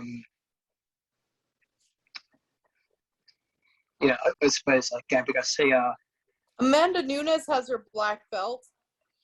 Amanda Nunes has amazing jiu-jitsu. as well. Valentina Shevchenko has an amazing ground game. She's like my favorite one of my favorite UFC fighters. And I'm saying that because I'm not differentiating between male and female. She's one of my favorite UFC fighters. Crystal Demopoulos that I trained with when I was at Penza. She's amazing. She's Amanda Betty Coopy's jiu-jitsu coach. Erin Blanchfield, who won the first female ABI at the age of 17, trained with her again at Henzo's. You know, she's just got her black belt. She was fantastic. She beat everybody. In Australia, we've got like Olivia Giles, like the Giant Slayer, Lachlan Giles' wife. Like she's really good too. She's amazing. We've got Hope Douglas. Again, she's amazing. And you know, like in Canada, like you guys have it's Michelle Kwok. No, Michelle Kwan. No, it's not. I don't know. Sorry, I'm getting that confused with you. No, it's Emily Kwok. Yeah, she's a black belt up there. She has some amazing instructionals. Like she's fantastic. I've watched them. I watched her butterfly guard ones. Like they have improved my butterfly guard. So but yeah, out of all those, it's still a very male-dominated like sport. Like the female divisions at the ADCC, you know, world competitions, there seems to be only like 2. Yeah, which is unfortunate. But well, it even will when I go grow. to man. Yeah. Like when I go to compete, they make you register for a weight division, but it's really pointless. I don't know why we even register. They should have the weight divisions for males, and then they should just have a female division, because at the end of the day, you get lumped in with whoever shows up. Like when I was a white belt, there was no weight divisions. We obviously didn't fight the colored belts, but I mean, it was just all the white belts. And then my first competition as the blue belt, one opponent massively outweighed me, and the other one was a purple belt. I thought you said you didn't have to fight color belts. How did the purple one get in there? No, my first competition as a blue belt. Oh, blue, righto. Yeah. Wow. Yeah. And those are the people that I mostly fight, because a lot of people, I don't know, just drop out around here. I have my theories as to why. You scare them away. Is it because you scare them away? No, not just me. Well, possibly me and Silk and Sarah, and I'm going to say for sure, because some people are less competitive than others, and when I look at the ones that actually gave me a challenge, it's the ones that keep showing up. The ones that didn't even, you know, score a point on me ever and never show up. Well, enough said. Yeah, right. Yeah. Yeah. So, like, the women's divisions everywhere are pretty lame. So it's interesting to see the comparison between, you know, Australia and Canada. But, like, you know, you guys still show up, which is like amazing. Amazing. And that's how I met you guys. If it wasn't for jiu-jitsu, like I would have met you guys. Like at all. Like, you know, the Facebook groups, like what I got at what I know now was Michelle's group. I got added to. I was actually wondering why you were so active on that group, like posting everything, like I'm doing this. Because no one else was. Yeah, like I'm competing here. Then I remember like trying to start like a thread, like, hey, maybe we should get to know each other. So this is like a bit about me. So I posted it, and then I think you were like the second person to post something up. And then like you started competing. Well, you didn't start competing, but you started actually telling people about your competitions on the group, and I'm just like, wow, damn, you're doing a lot of stuff. I'm like, this is pretty admirable. I remember seeing this post. I've gone, wow. I've gone, Michelle, I think you might be a hero. And then I'm like, okay, I'll friend her on Facebook. Like, this is everyone. I'm like, oh, cool, yeah, little. Yeah, I'm like, you're breaking up. Oh, no, I heard it. I just didn't want, yeah, I heard it. I just didn't want to admit it. Oh, you just admitted it.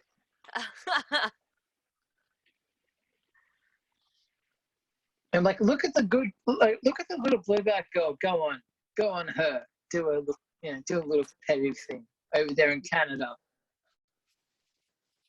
Beating up all the sideys. Yeah. I love that. That's my favorite bit. Wasn't They're even the that. only ones that I have to fight, man. Like, there's no freaking. There's like the VI judo, and I hate the rules because it's stupid. I don't like starting with grips. But I mean, I've done like I have fought a grand total of or I've competed against like 3 women with a vision impairment. That's it. The rest of my opponents, and I got 15 medals up on that wall, and I got 30 canceled competitions because of COVID. Wow. All the rest of the competitions, yeah, like there was there was none of this. Oh, start with grips and do this and do that. No, it was just like, fuck you. If you're gonna show up and say that you can fight, we're gonna just throw you in with them. Here's a purple belt. Try not to die. I'm like, fuck. Okay. But isn't that the being thrown in the deep end much? Thanks for giving me a purple belt when I was at the amazing gym that was so fucking skilled that they went, 4 competition mats, 4 coaches. Yeah, let's leave Michelle by herself with no coach in her corner while she's fighting a purple belt. Like, you fucking useless. Anyway.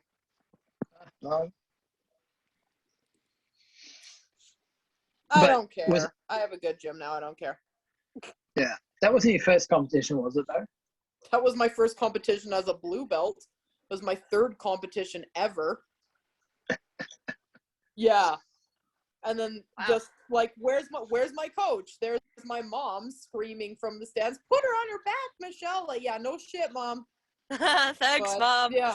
Where's my coach? Where's my 1 of 4 coaches when I'm on 1 of 4 mats? Like, to me, I'm going, okay, coach on mat 1, mat 2, mat 3, mat 4, we're covered. Dude. But anyway, I just would rather train with smart people who understand how to compete. That's my preference. You say much better. No, I've been there. Like, the only person at a tournament, and had to be driven there by a family member, and having that family member being on the sidelines screaming, like nothing. I'd find that nothing. So let me tell you the difference. Yeah. That competition I go to, there's 4 mats, 4 coaches. I can't get a fucking coach in my corner when I'm competing against the purple belt. I go to my first competition with Tashido. My gi coach, he is also competing. And I mean, this has happened at consistently at the competitions where my jiu-jitsu coach, because he's an active competitor, I will be standing on my mat getting ready to compete. He is standing on his mat waiting for his opponent, shouting instructions at me and calling over the coach to step in to coach me while he's competing. And the coach does step in and coach me while he's competing, and does it very skillfully. I remember I was competing my last jiu-jitsu competition before we got shut down. And I look up and all of a sudden I'm like, oh, Blake is coaching me. Okay. But I had a coach in my corner. It's not typically not my gi jiu-jitsu coach, right? But one of the no-gi jiu-jitsu coaches, yeah. And fine by me, the guy knows his stuff. So I'm like, well, shit, I got a coach in my corner. How? Like, this is good. I actually have a team that supports me. Amazing. I have women to train with. Amazing. Anyway. My pettiness.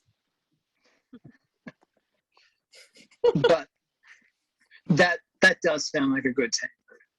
That is a good team. And for me, that's critical. I'm not going to train at any gym where I have to be concerned about my health or safety or anything like that. Like, yeah. Or where, you know, where I have to be concerned about the people that I'm training with. Yeah. Like, you want a gym where, you know, a coach is going to show up for Yeah. you. Yeah. Yeah. Yeah. But, you know, like, we've all been there. Like, doing that one tournament, you know, is the coach going to show up? Or, I don't know, maybe. Or there's a lot of guys there. Am I going to get a corner? Ooh, I don't know. Maybe. Well, my first competition with this team, like, because I had signed up for the trial week, right? And I was doing the trial week at this gym. During this week, or no, I hadn't even started my first class there yet, I don't think. I hadn't. But the guy who coaches gi jiu-jitsu at that gym, we trained on the same judo team, so we kind of knew each other, right? So his team is at this competition, the one that I'm at now. I was still on my old team, and I'm there, and I'm like looking around, and I'm getting ready to go up, and I know I got a tough opponent coming at me, and I'm like, fuck. And so I got nobody in my corner, and I'm just like very timid because I don't really know these people yet, right? Like, I've just signed up for a trial week. So I go over to the one guy that I do know, and I'm like, hey, Tyler. He's like, yeah. I'm like, I don't think my coach is going to show up for me. Like, I'm going on in a couple minutes and he's not here. Like, would it be okay? You know, do you think anyone from your team would coach me? And he's like, oh, of course. Yeah, like, we got plenty of coaches. Like, we got you. Don't worry. No problem. Oh, wow. Like, and this is, like, to the point, I went in the absolute division, which is, like, white belt to black belt, male and female. Everybody enters. Huh? There was me and one other woman.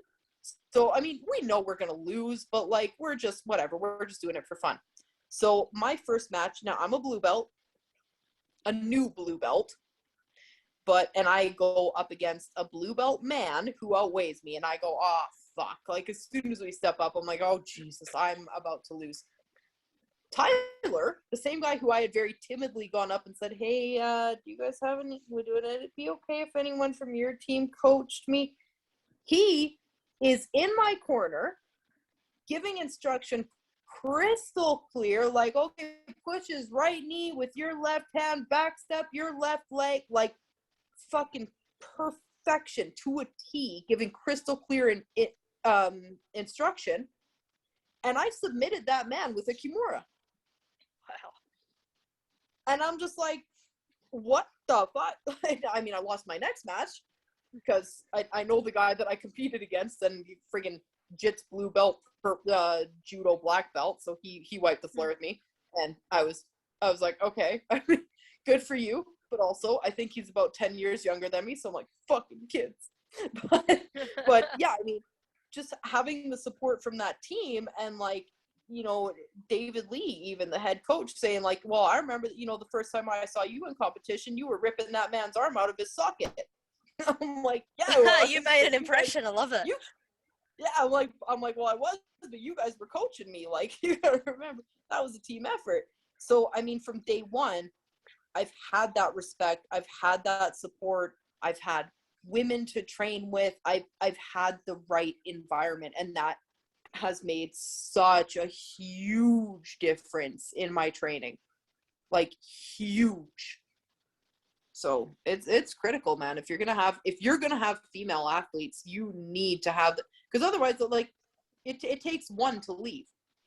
And I know when I left my previous gym, there was another woman who had been me and her mainly paired up for kickboxing, and she left as soon as, she's like, well, I was only staying there to train with you. She's like, I get hurt when you're not there. She's like, if I don't have you to train with, the guys don't, like, she's showing me pictures of the bruises that she had on her stomach and shit. And I'm like, geez, like, this girl was black and blue. I'm like, there is no reason for that. I'm like, man, I'm training at an MMA club, like a competition team, and the guys don't leave here looking like that. Yeah, like, there's that's horrible. Yeah. Yeah.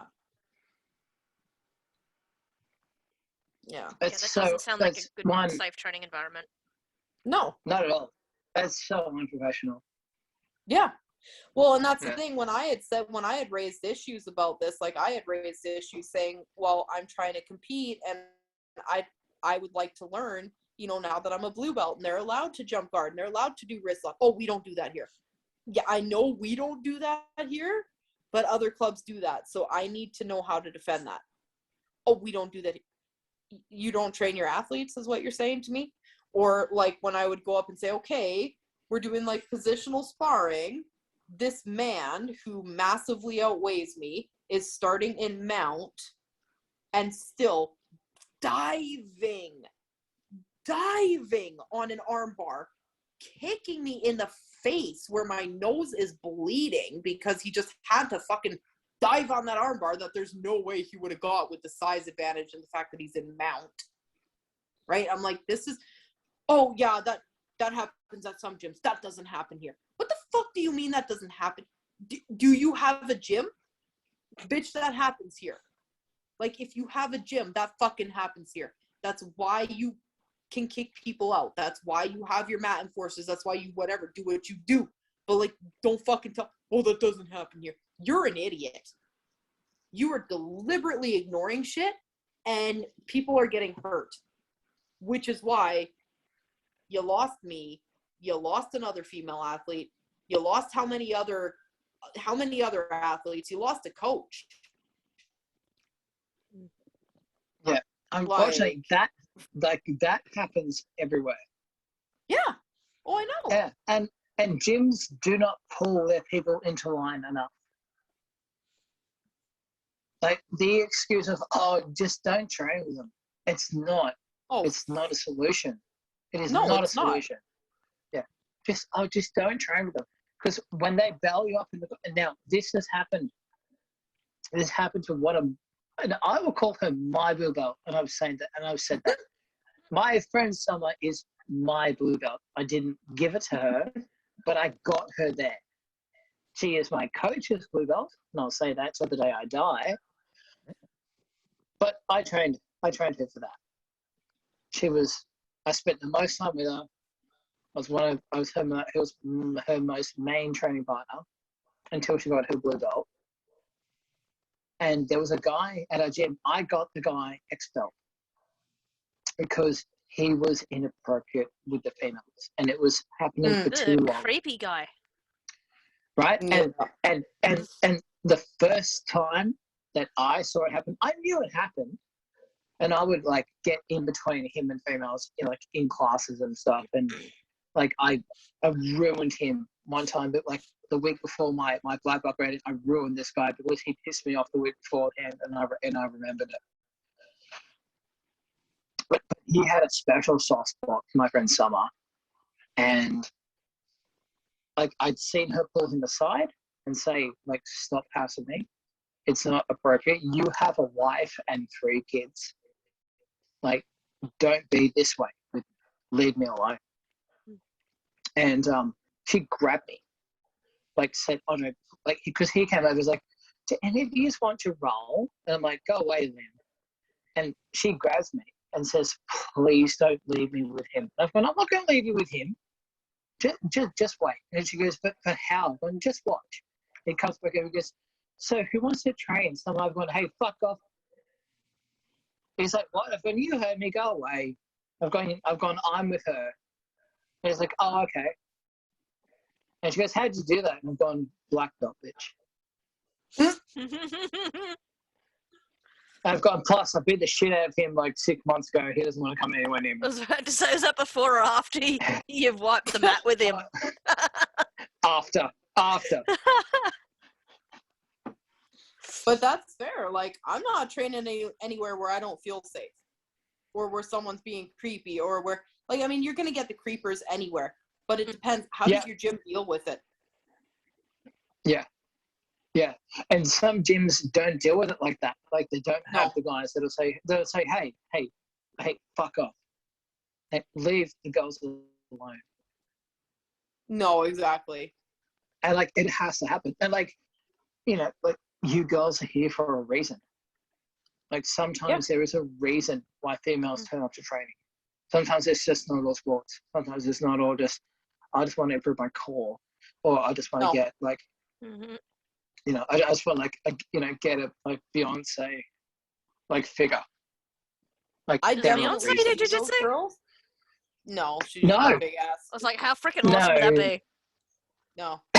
But I definitely see those girls, and they kind of rotate through the gyms every now and then, where they think that it's like a workout gym or something like that, and they come in and they're wearing little sports bra. Like, they don't even bring a top. Like, now, I mean, I'm not going to say that I have not been topless in a class. Like, I mean, I have been training in a sports bra for sure. If it gets too hot, I have never done it in grappling. I have done it in kickboxing, where I'm just like, hey, like it's too hot. Like, it's 40 fucking degrees in here. I'm taking my shirt off. Like, and no one makes a big deal about it at this gym. Like at Toshido, it's just like the guys have said, look, like we don't care. Like, if it's hot, if you're overheating, like, go for it. We all do, you know, like, we know you're here to train. And they respect me there as an athlete, so that's fine. But when I see girls come in and they got fucking hair extensions and a face full of makeup and piercings and fucking long nails, and they're there in their little pink bra that their tits are down there popping out of, I'm like, get the fuck out of here, you nasty ass little hoe. Like, but really, I mean, look, I don't care. Do what you're going to do. But understand that there is a difference between a nightclub and an MMA club and like a treadmill gym and a gym where people are getting prepared for fights. Look, if the whole gym wants to take a round out of you and you want to be the gym bicycle, fucking whatever. But understand that when that bike's all rusted out, they're going to throw it to the curb, and we don't want you here. Like, but I mean...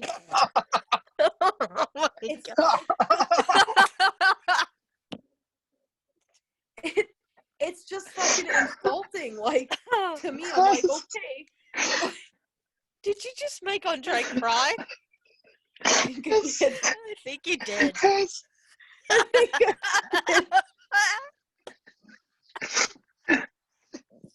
Are you okay, Andre? It was a good analogy. And it fits so well. It does. I like that. But now, you have to talk Michelle made about Andre cry. I love it. Yeah. Oh, but now you have to. Yeah. Now you have to stop talking shit and actually like. I was getting there. But yeah. Because the thing is, that it pisses me off because it brings drama into the club, and it's just like, this is not your personal dating pool. You know what I mean? Like, whatever. If these guys want to take a round out of you, hell, I don't care if they take a round out of you. But some of us are actually here. Most of us are actually here because we want to fight, because we're professional athletes, because we want to do what we're supposed to do here. You got Tinder on your phone? Go use that. Like, You're right. Don't ride your rusty bike around the gym.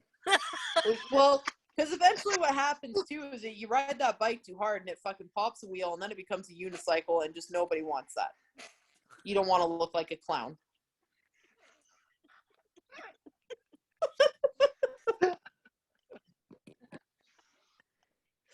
He's crying again. I can't breathe.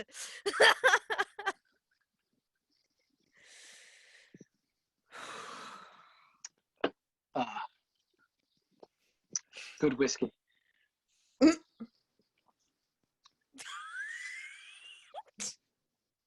gonna make that. What? I'm gonna make that the subheading for this episode. Don't ride your rusty bike around the gym. Rusty bikes and good whiskey? Yeah, do it. Don't do that. That might be a sex thing. I don't know. Righto. Do it. Porn addict. No. Rusty bicycle. Here we go. Yeah. ISV BJJ podcast too. Rusty bikes and good whiskey.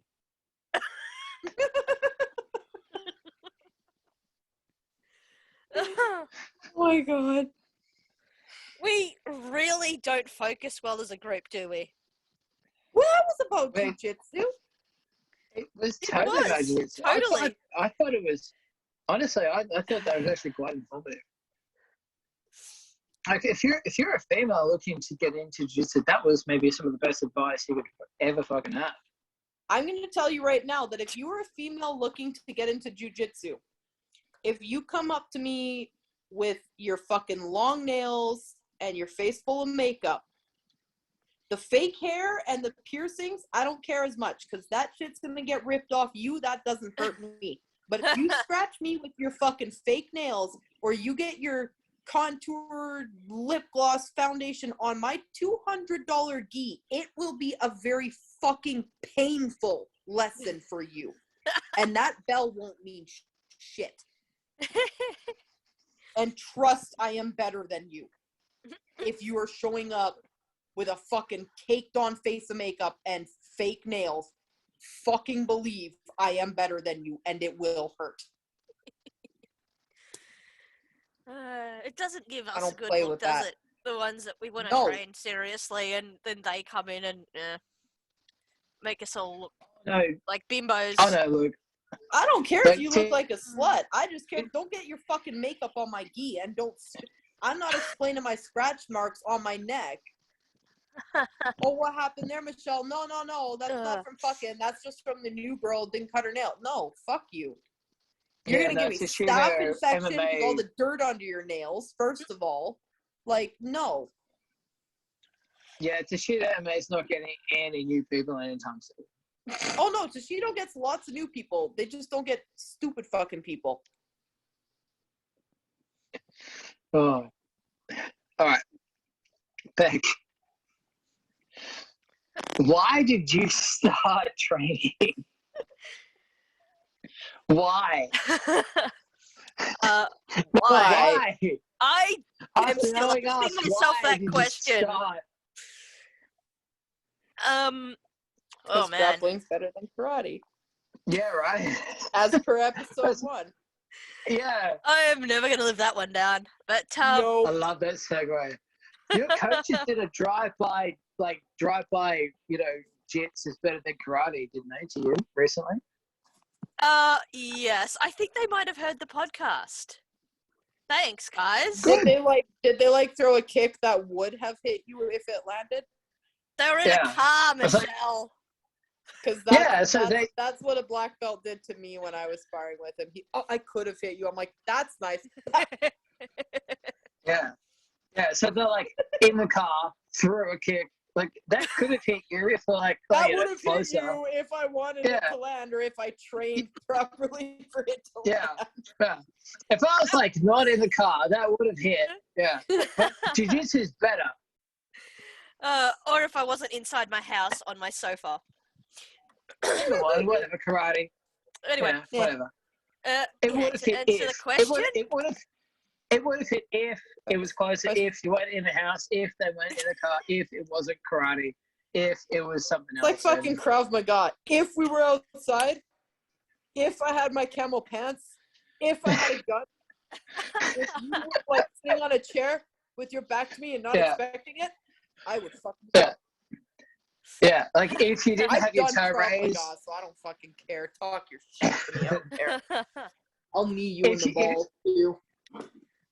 If you didn't have your big toe raised, if you didn't have your tongue at the on the roof of your mouth, if you didn't, you know, and you don't say ning. Like you have it.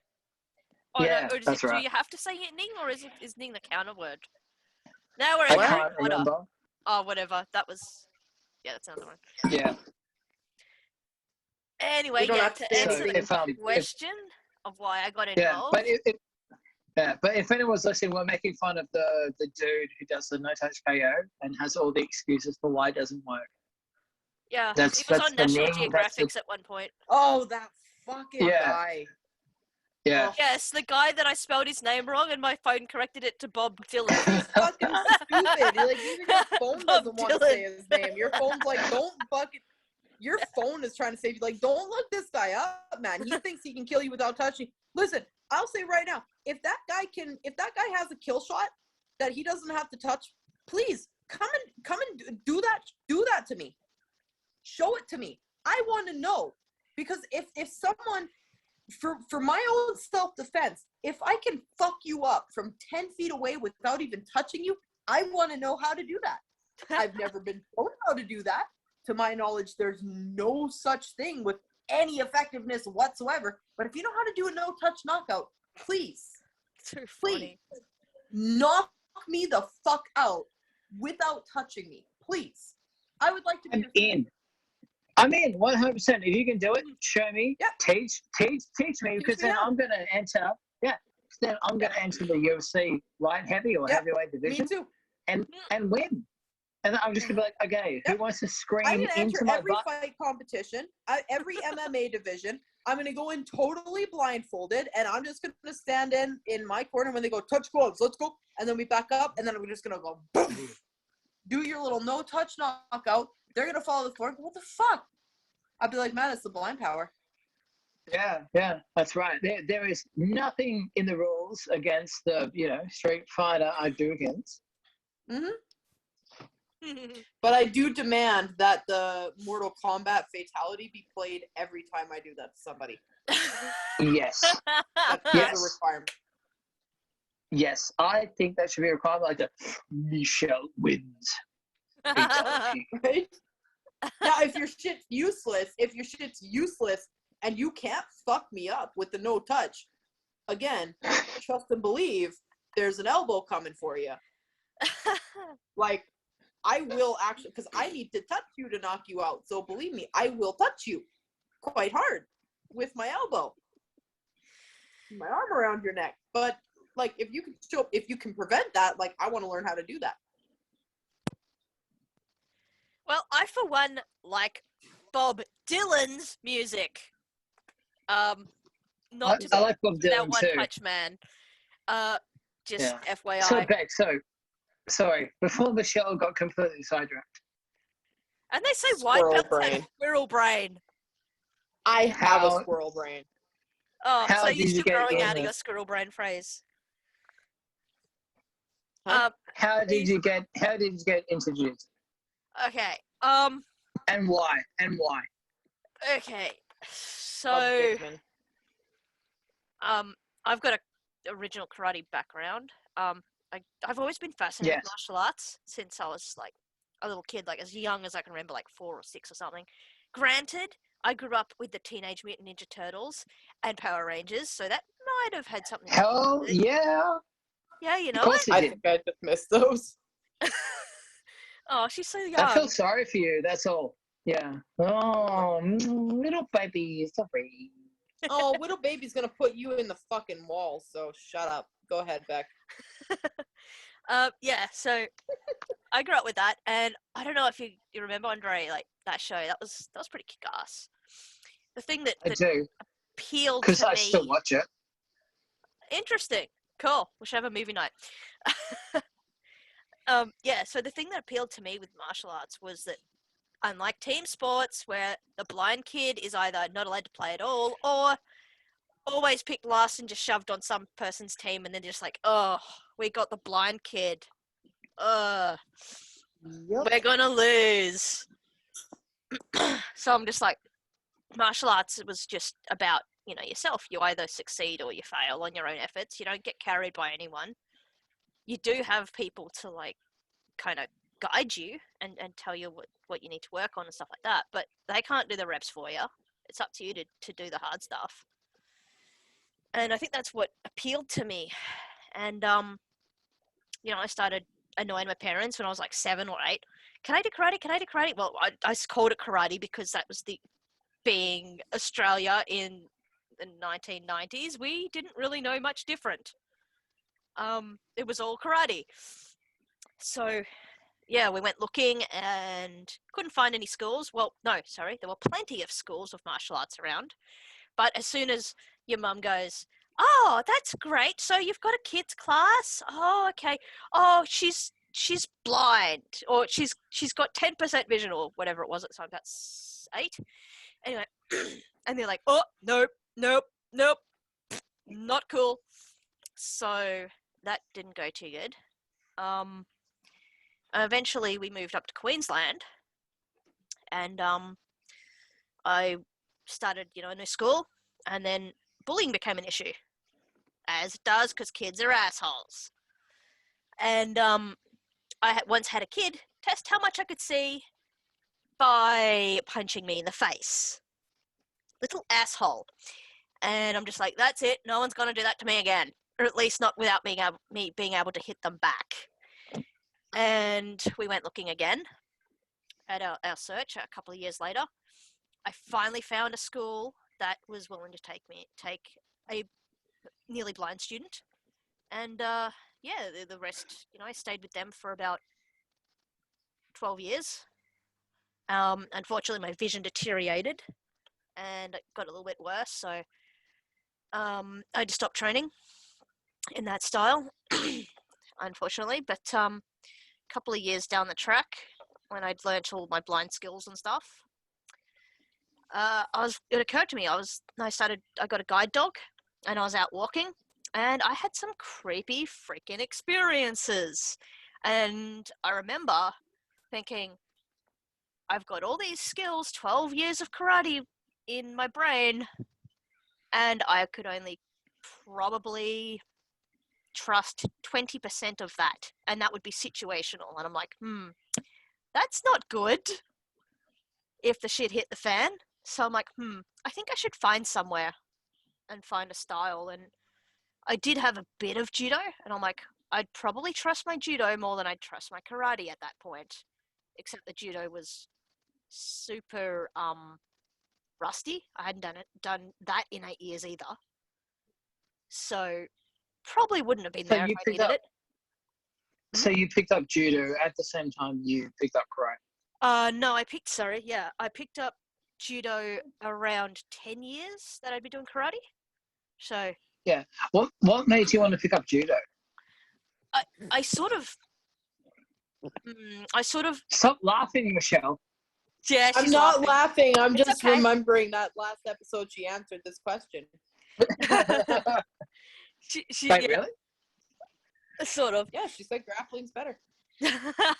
Grappling can be better, especially when there's this don't get me wrong, I've got a super soft spot for my karate. Like, it's awesome, but practically when your style, like striking, is heavily influenced and based on 7:36 p.m. hand-eye coordination, depth perception, and I think we call it handies in the bike community. how about we call it that's not sighted. What we call it. No. That's something different. Oh, sighted. Okay. Yeah, so it's based on vision, right?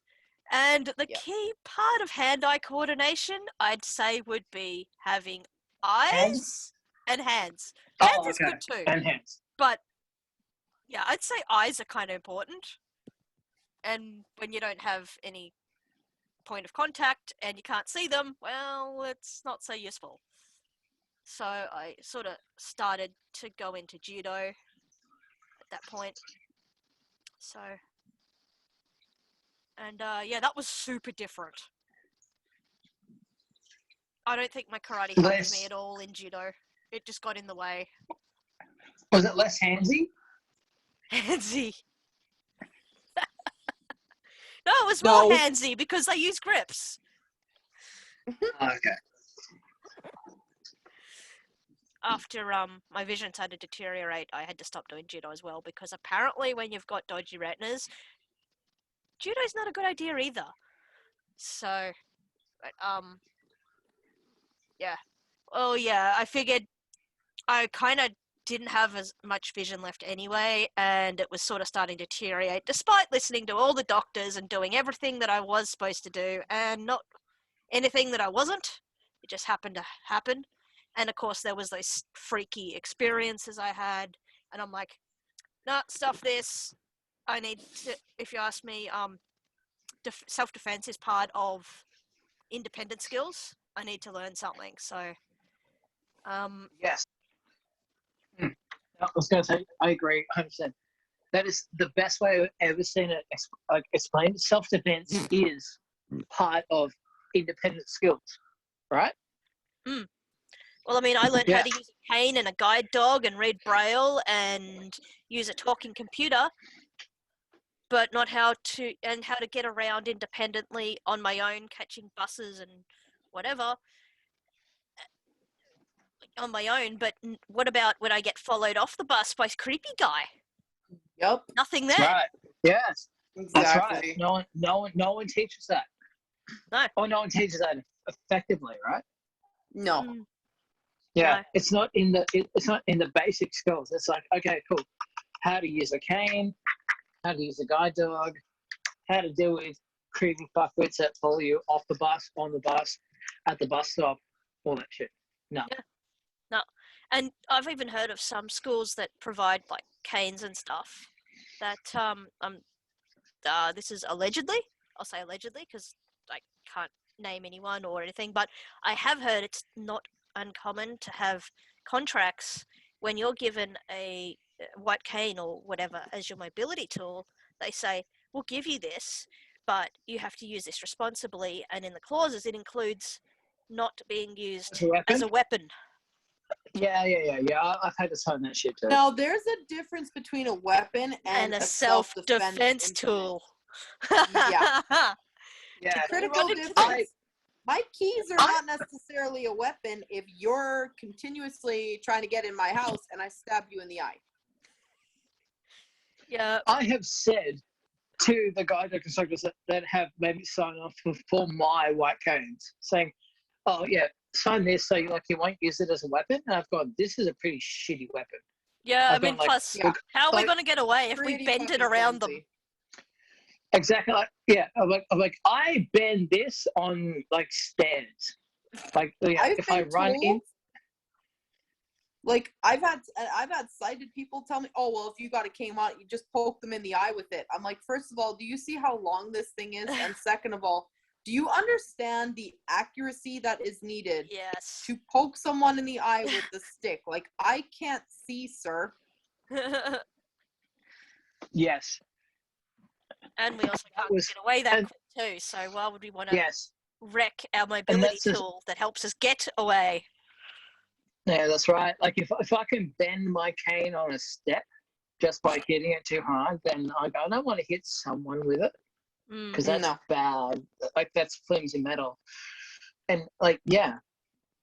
But you better believe when that motherfucker hits a crack in the sidewalk, that thing stabs me in the hip like it's fucking Jeffrey it's Dahmer evil looking for his next meal. It does. It's even funnier when when it comes out the side when you've got your elbow flared and stabs the person that you're walking with next to you. That's hilarious. The best. Oh my god! The funniest thing was when I was going around Europe.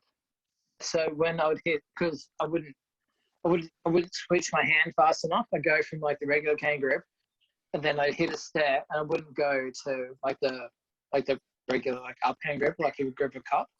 So I just let the cane slide up my hand a bit, and then just like pick it up over the step, and then shove it forward, and like keep going, just so I could keep up with like my friends. One time, I think it was at the Vatican. I was going up a step, I let it slide up a bit. Someone got a bit too close to me and copped a cane in the sternum. And I'm like, well, maybe don't be pressed up against me when I'm trying to go up a step, bro. Yeah, I'm like, well, that's a good way to deter pickpockets as well. Yeah, but no, like, these aren't things that like people like us can, rely on or utilize. No. Like, these are not self-defense tools. No. Like, these are as a self-defense tool. No. Exactly. These are mobility tools. Like, people like look at them and like, oh, can't you hit something? No. To me, it's more of a symbol. It's more of a. It's for other people. Yeah. Well, it's more of a, like, what I've really noticed or what I've felt about this is that if I'm carrying this cane, enough people recognize a white cane as a symbol of, oh, that person can't see. So now, not only am I a female and I'm relatively small, or I appear to be, I'm not, but I appear to be relatively small, I also have a symbol in my hand that says you're telling you disabled. that I can't see, that I can't identify you to the police. That's not a good look for me. That's not a good self-defense mechanism for me. That, if anything, is making me more of a target. And a lot of blind people think that as well, and probably rightly so. I mean, I fought using my cane for years and years and years and years and years, until literally I couldn't fight it anymore, because I could literally walk off a cliff and I wouldn't know. Well, I would know when I started falling, but you know. Me too. I started using it when I started running into shit and getting hurt. Yeah, or you nearly get hit by cars. Eventually, I became more of a hazard to myself than other people on the street. And when I moved to a city, and this became like, okay, well, I can carry this in my hand and potentially get raped, or I cannot carry it in my hand and potentially get killed by getting run over by a car. Yeah. At least I'll be alive at the end of one of these scenarios. Not that maybe I don't want to be, but I will be. Yeah, I started using mine probably a bit too late. But yeah, again, like, it wasn't for me. It was for the other people. It was when I started.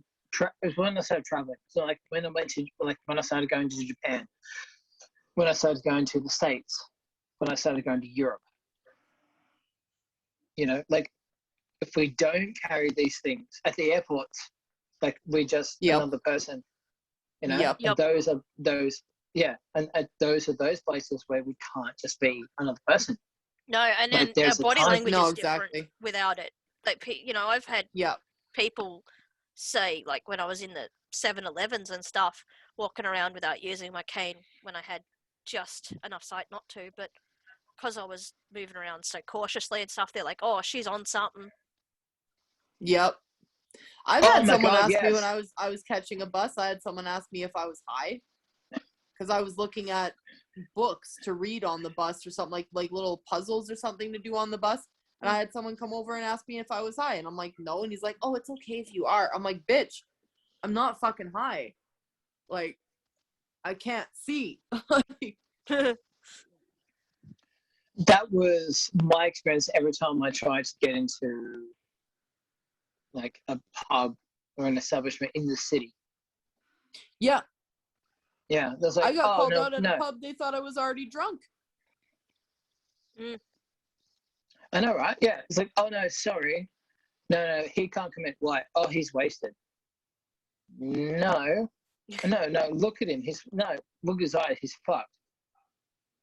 Yeah. No. Sorry, bro. I was in a bar looking for my friends, and the waitress wanted to have me kicked out because she thought I was already drunk. Thankfully, my roommate at the time, his brother happened to be there, and he's like, so she's blind, not drunk. Like,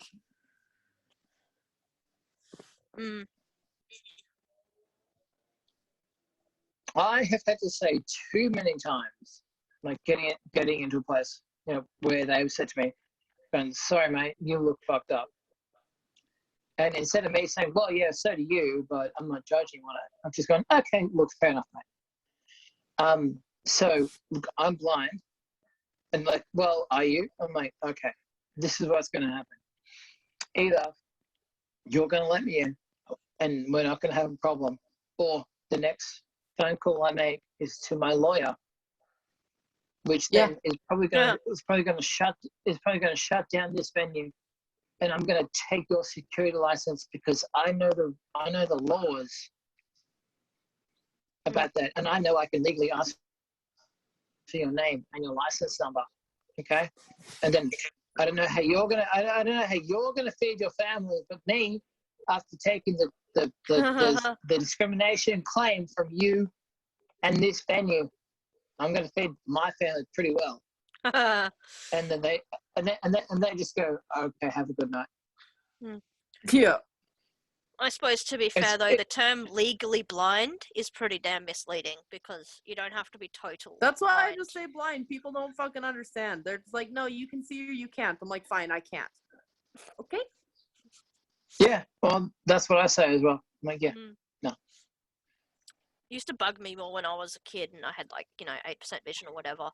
And, I could read, like, big text, like, size, I don't know, 24 and up. Basically double what You could everyone else fucking is read reading. 24 with 8% vision? Yeah. With it to my Shit. nose. It had to touch my nose, though, and it had to be in bold, but yeah. But, Girl, I got like 10% and I'm pulling out like 36 point font. Oh, wow. That's Yeah. so interesting. But I only got one eye. So do I. I only had one that worked. Oh, yeah. That's the And right you know one what? that used to work. Here's the funny thing. We've all got the same one that works or kind of works, then we've got the same eye that doesn't work. That's both mine don't work. That's hilarious. true. That is weird. Yeah, I know, right? Wow, that's kind of interesting. Are you guys right-handed? Yeah. Yeah. Are you ambidextrous in some other things, like other tasks? Some, yeah. Not in writing. I know. Not in writing. I figured up if I picked up a crayon or a pen at an early age that if I used my left hand, my good eye was not in a position to see what I was writing. But if I used my right hand, I could see. Because it was the same That side. makes sense. Yeah, it's not. Yeah, it's a spectrum in itself. I reckon it's not. You can either see, you can't. Yeah, right.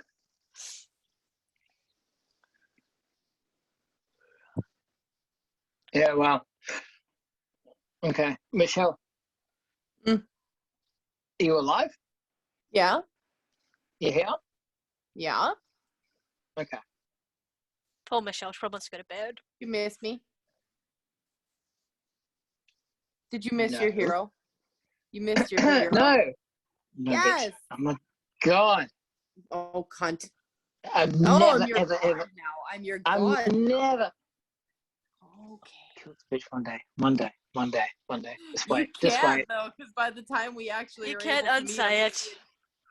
If by you the can time get we rid of actually- that. You can't unsay it. That's the first of all. You can't unsay it. I am your hero.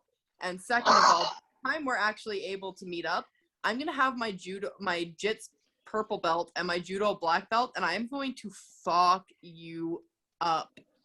Yeah, but when we meet up, Yeah, I'm probably gonna have my Judo black belt. I'm having a... No, you're not. And I already had my Jits black belt. I've been training for 3 years, and I got my blue belt. That's where you're gonna be. I'm gonna be black. Yeah, but I've been training jiu-jitsu for 13 years. Oh, that'll only help you on the ground, sweetheart. Yeah. I'm going to be sitting next to the mat eating popcorn and laughing my ass off. It can translate. Don't land on me. Okay, just wait. Your throws are shit. So what's gonna happen is I'm gonna launch you like a reverse rocket into the fucking floor, and then I'm gonna tell you. No, I'm gonna tell you. This is what's gonna happen. Okay, so listen very carefully. This is what's gonna happen.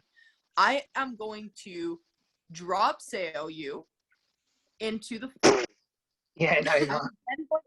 I'm then going to pin Okay, you. but yeah, that's fine. I'm not getting done with a drop I'm sail gonna pin again. you in Kezugatame, and then I'm gonna put you in that fucking terrible choke that you hate so much. And then when you're begging me to let go, I'll be like, you okay. won't be And then able to do that because you're a tiny kid. And look, you're 70 kilos. That's what's gonna happen. That's fine. And then you're gonna try to get away, and you're gonna try to get away. You teeter between like 65 and 70, and I'm not gonna get done it with a Keza crush by like a little girl. It's fine. Look, I understand. I understand. I'm gonna let go when you're begging me to stop. I'm gonna let go when you're begging me to stop, and I'm gonna put you into the armbar. And then you're gonna be like, "Oh my, I'm broken! Oh my god! And you're gonna be crying. You're gonna try to roll away, and I'm gonna jump on your back. I'm gonna choke you like 18 different ways.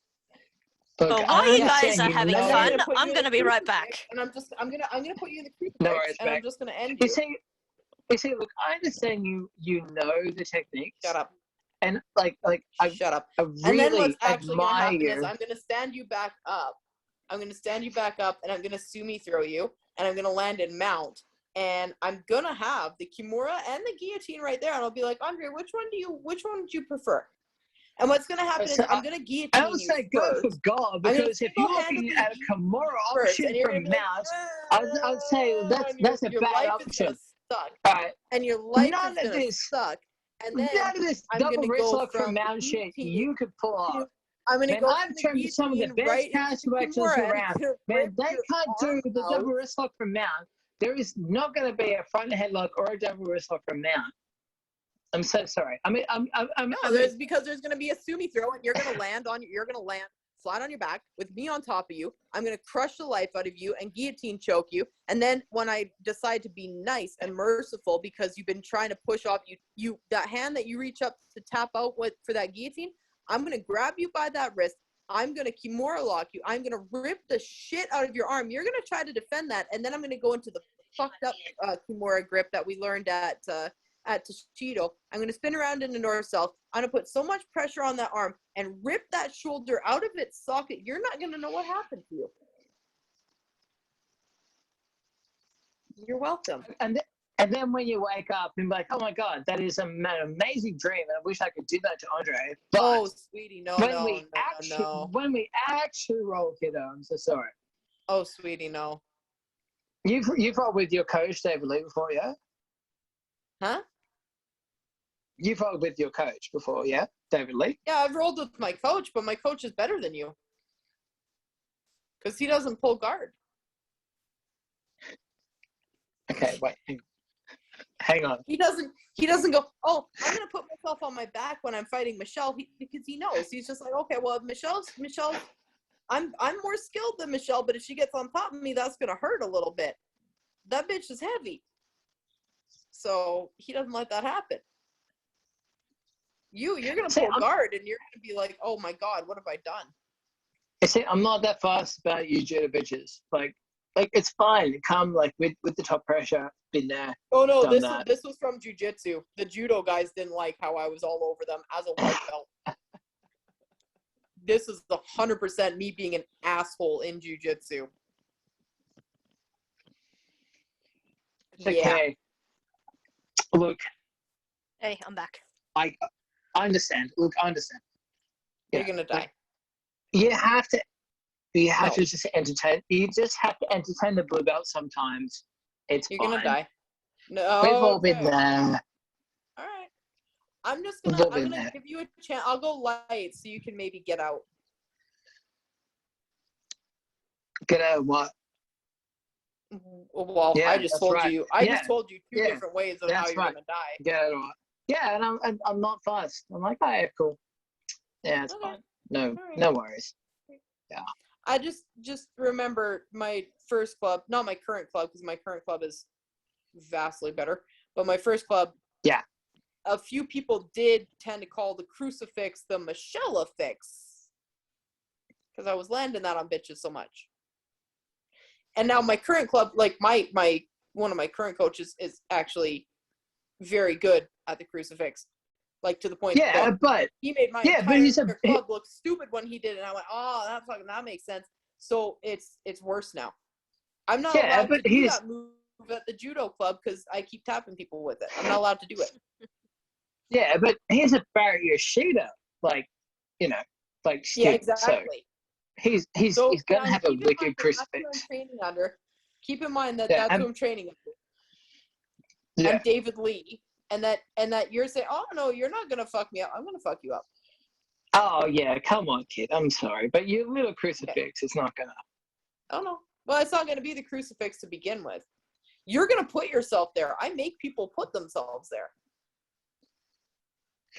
And I don't just mean white belts, but you're just gonna end up there and you're gonna be like, oh fuck. And I'll be like, yeah. Okay. Look, crucifix was one of my. Tell you what, Andre, when I make you put yourself in the crucifix, I'll teach your class how to do that to people. You know what? I used to love crucifix too. It was amazing when I was a blue belt. 10 years ago, when I was a blue belt, it was amazing. I still loved it. Because it sucks. Loved it. Absolutely I still love loved it. It makes your life suck. Yeah. Now you're choking while your arm is breaking. Now there are better options, there are better options, but this is a real jerk option where like your arm is breaking and you can't breathe. A couple of belts up. Just look, a couple. Not many, just a couple of belts. Just saying. There are better options. It's still a fantastic option. A couple of belts, but what were you saying about the training that you get over in Australia and why you wanted me to come teach some seminars at your club? Because the chicks are shit. We get better training over here. That's what you said. You mean your judo Paralympic? Probably. Well, I'm still gonna launch you with the judo. But once you land there all out of breath, I'm gonna fuck you up. Shut up. Because I'm determined. That's it. Don't talk like that to your hero. Never let me live in a town. She's quick. Beck says karate sucks, and you say I'm your hero. You're both stuck with those things. Fuck's sake. Yes, but now you have to tell us why. Why is that a fact? Why am your hero? Because I'm awesome. Yeah. Yeah, come on. All right. Michelle, why did you get introduced to? Besides to try to be my hero, which it took a bit of work, I must admit. No, it didn't. It took no work. I didn't even know who you were. I want to fucking just was. He just turned his camera off. I made him so mad. He doesn't want his hero to see him cry. You already made him cry in this episode. It was hilarious. No. It was with laughter though, so that was okay. That's good crying. I told you there was going to be a point. I told you there's going to be a point where I tried to reach into the fucking iPad to get Adelaide, and that was it. You're just trying to reach out to your hero. I understand that. We all do that, but that's usually when we're writing letters to Santa or some shit. Oh my god.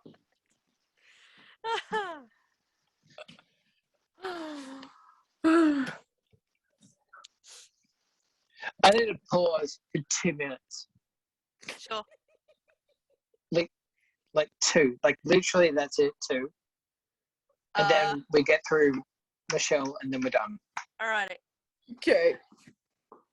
So we're back again. Michelle's already got me in trouble. Fuck your pizza. She got me in trouble and I don't get pizza. And then she got me in trouble the other day. You told me to get you in trouble. Yeah. Look, Andre, when you because I said it wouldn't fly. Hey, when you spill shit and you can't see where it is, you know what can find that? Ants. Do you want ants? No, I don't want ants. That's how you get ants. Clean my shit. Clean it.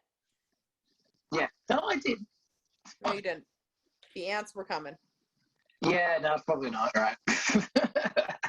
That's why I need to end it, I guess. Oh, well. Yeah, no. So what were we last talking about? How about got into? It was oh yeah. All right, yeah. So we spoke about how Beck got into Jits, and now I think it's Michelle's turn. How I got into jiu-jitsu? Yeah. Because I think your story is actually really good. Not like everyone's story. Everyone's story is really good, but Michelle, for you, it is, but I think we need to do like disclaimer, trigger, whatever warning you want to call it, number 2. We've already done that. We've done that, but you just don't. People are like, oh, offensive language, that's fine. I'm just saying, someone's going to get upset. Someone's going to start crying. So don't, look, if you don't want to get upset and start crying, skip forward. If you start crying, don't fucking blame me. That's on you. You've been warned. So this is why I use the trigger warnings at the beginning, because I'm going to swear at people. Yeah. Okay, so we'll do another one. Look, any viewers that may have any kind of trigger or trauma warnings, please either skip forward or turn the podcast off now, or which would be the benefit to everybody else, please listen and share with your friends and share the understanding, because this is the reality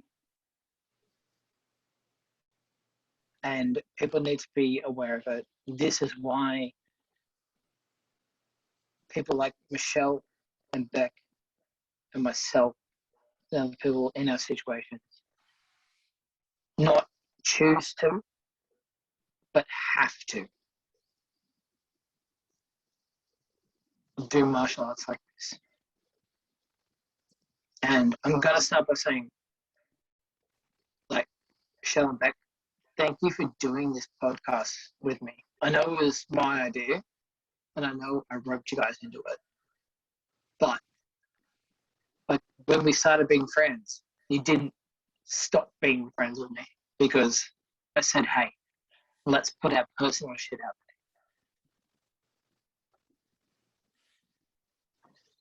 there. And I love you guys for that.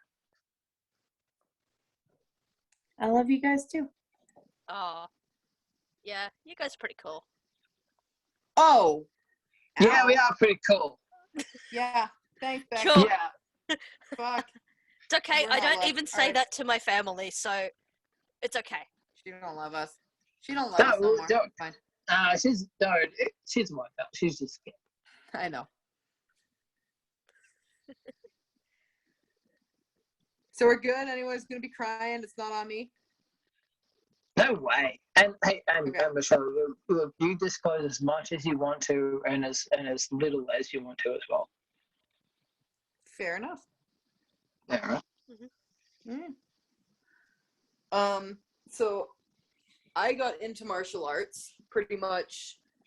I didn't really get into martial arts. Basically, when I was a kid, I was just fighting a lot because I was in a little tiny redneck town full of little bitches who some people would call boys just because they have a dick, but they were little bitches who wanted to beat up the blind kid or beat up the cross-eyed kid, because at the time I had not been able to get the cosmetic surgery to straighten my eyes out. I had cross eyes, so I was being literally jumped, and sometimes by groups of little bitches, aka little boys, 2, 3, sometimes more, who were trying to actually beat me up.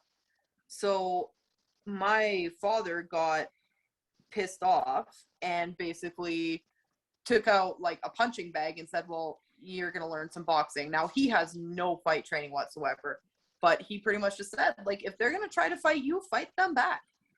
And whatever happens with that school, I'll deal with it. Like, that's not happening. So I really have been fighting since I was probably 6 or 7 because I had to. When I started getting older, it wasn't so much, boys trying to fight me. It was guys kind of thinking that, well, I can take what I want from you physically, and how are you going to describe me to the cops? Because you can't. You can't see me, and even if you can, your vision is so shit that any description you give to the cops, all I have to do is say, no, wasn't me, and they'll believe it. And I believed that because that's pretty much what I got told when I was in school. Yeah. Right? These guys would try and fight me, And the teachers would say, oh, well, come tell us. And, I'd say, hey, like, this guy was doing or saying whatever. The kid would say, no, that wasn't me. And the teacher would come and ask me, oh, are you sure you saw them, right? Because they're saying it wasn't them. Oh, really? They're saying it wasn't them to get out of trouble. Well, tell you what, you just go find the little fucker with the black eye and the broken nose, and you won't have to ask me if I saw them right. Like, that'll be the end of that conversation right there. So I just kind of carried on that attitude of like, well, okay, like, if I want to survive and not be beaten and not be raped, I have to fight.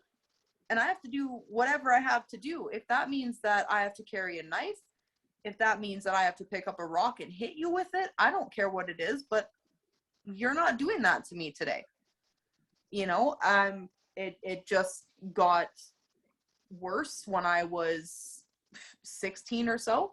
My dad started dating my parents split up when I was 14. My dad started dating this woman, if you can call it that. I don't call it that, but some people do. Anyway, he started dating this thing who we didn't get along. And part of that was I didn't like that thing he was dating, and part of it is that it didn't like me. But that thing tried to physically fight me 3 times. And one of those times being just after I had a miscarriage at 3 months and had to go in for surgery. And that thing that he was dating was coked out of its mind, trying to fight me in my own backyard. So, like, I've literally had to defend myself for my entire life. Even, like, I was in a relationship with a guy from the time I was 18 to 21. He raped me multiple times. He got me pregnant with a child I didn't want. I lost the baby at 3 months. I was very confused because part of me was happy because I didn't want the child, and I knew that it would be terrible for that child to be, to have me as a parent not wanting it, and to have him as a parent when he's a drug addict, a drug dealer. He was violent with me. He pretty much had total financial control. I couldn't get a job. I couldn't get a decent job anywhere. I had a part-time job where I was cutting up fruit at a grocery store, making maybe $200 every 2 weeks. So, like, I couldn't pay my bills. He had full control. And then anytime, like, when I said I didn't want to have the baby or whatever, I would try and get an abortion. He would not. I couldn't get down to the city to get an abortion. So I thought I was stuck with this kid, and I was trying to do anything and everything to, like, get away from him, get home closer to my family, to terminate this pregnancy. I did end up losing the baby just prior to 3 months. I was induced into labor, and I was confused because at that point I thought I was stuck with it. I thought I was having a kid, and I just resigned myself to, well, okay, like, I'm going to have to be a mom. Let's start planning this stuff out. And I lost the baby. I got induced into labor at home. He was screaming at me the whole time. My house looked like a fucking murder scene, because anyone who's been induced into labor can tell you, you can't control what happens. You are just bleeding everywhere, and you are in the worst pain of your life. And especially when I did not have painkillers, I felt like someone was ripping my body in half, but it felt like there was fists on the inside of my body, but like their fingers were made of razor blades and they were on fire, ripping me in half. And I was just bleeding uncontrollably and thought I was going to die. 2 days later, I was rushed into emergency to have emergency surgery because the labor, I was too far along in the pregnancy. The labor had not gotten rid of the baby, and it was not a viable pregnancy. So my body was going septic, and I was still at risk of dying. The boyfriend at the time tried to take me to the hospital on a snowmobile, like a little a motorized sled, basically. So I ended up being able to get a taxi and going to the hospital in a taxi. I think he came in and got me to go home, but like even the next day or maybe 2 days later after this surgery, I was in the shower and he decided he had waited long enough to have sex, and then got very violent with me for bleeding on him. So that was really my breaking point. I decided that no one was doing this to me again. I took everything that I had in my savings. I packed everything that I could while he was not there, and I ran to a friend's house. I got to her house safely. I was able to contact some family across the country.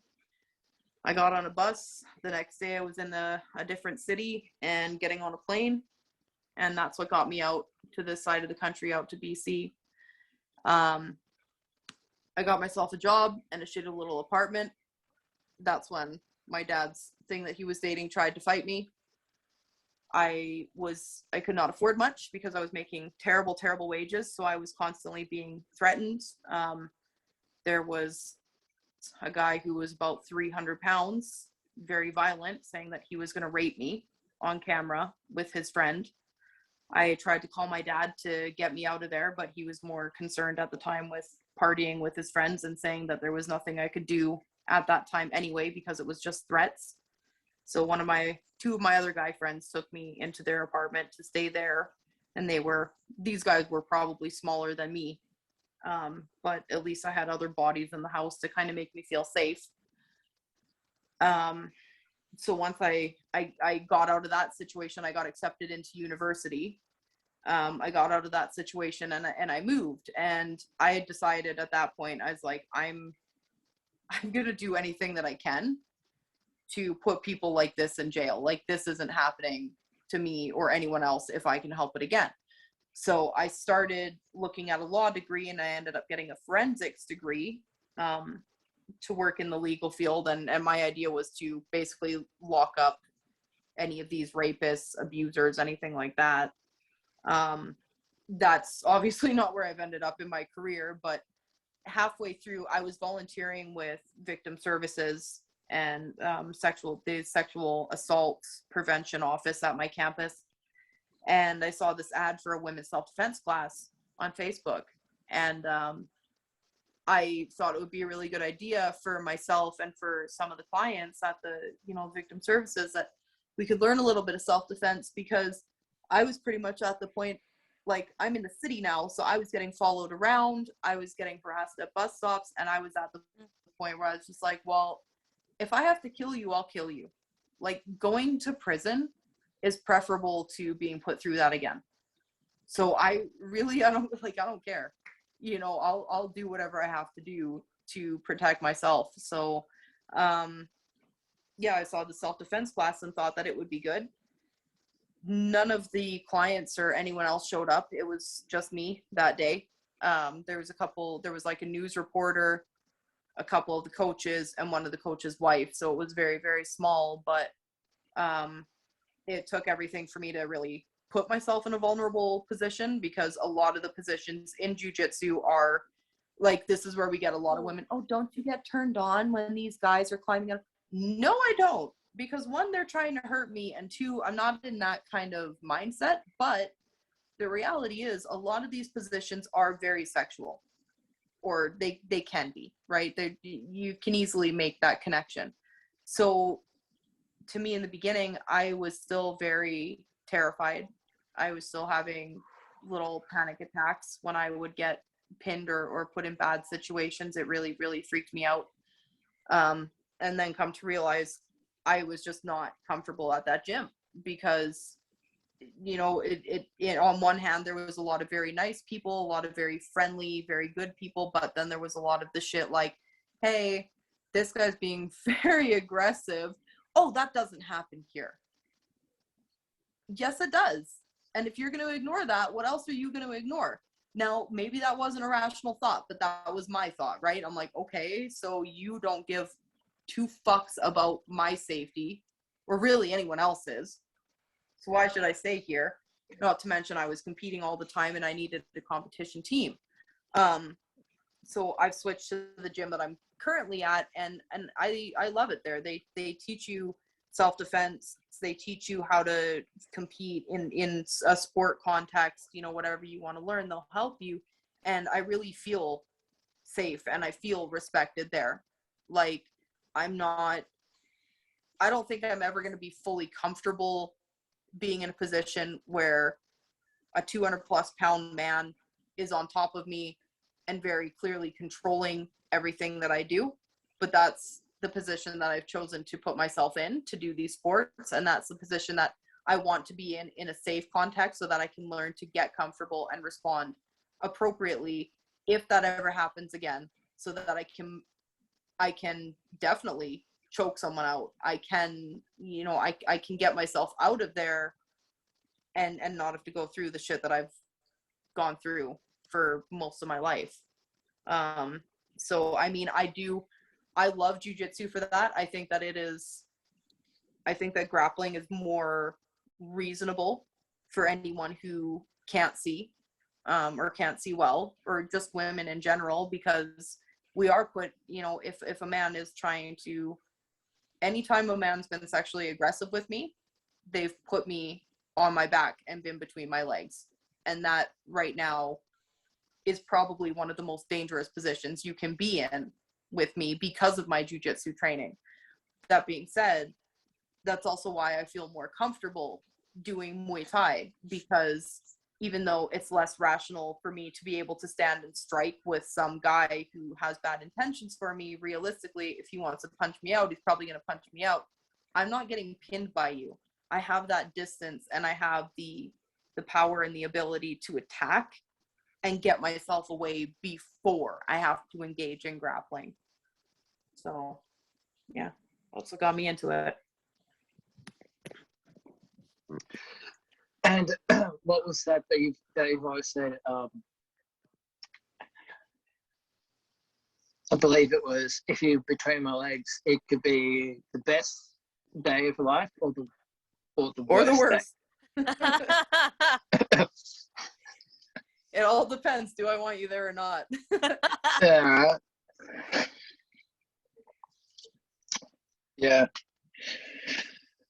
And yeah, like, oh my God, like I know I've heard that story before, but like still, like now, like when you tell that, Michelle, like yeah, like my pupils dilated, like my muscles get tense, and like I get that protective, you know, like whole thing, like my body goes into that,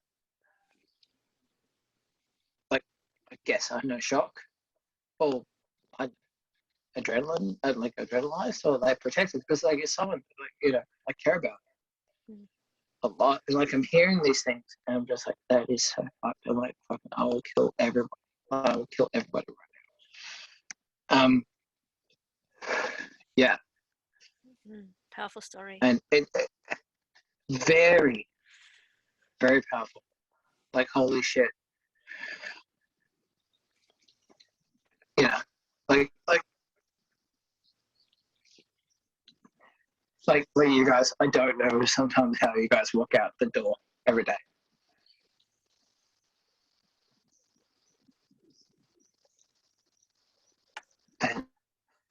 Well, you find the door handle and then you turn it to the left. No, wait, or is it the right? Fuck, I don't know how I leave the house either. Well, we can't technically now. So. Oh yeah, we're not allowed to. We're locked down again. Yeah, right. Did I ever tell you guys the time where I got how do I say it? I got abducted to the other end of across the road by a well-meaning, non-English speaking citizen in the city. I help. While I was on my dog's bus. You're not helping. Not helping. But even stuff like that, like, you know, people just see that you can't see and they don't respect your boundaries. I mean, even though they meant well, but they didn't ask, do you need help? No. Can I help? They just go, I help! And dragged me across the road, and I'm like, even if I could have broken that grip, I didn't want to because I would have been in the middle of the road, totally blind. Yeah. Like, what the fuck, man?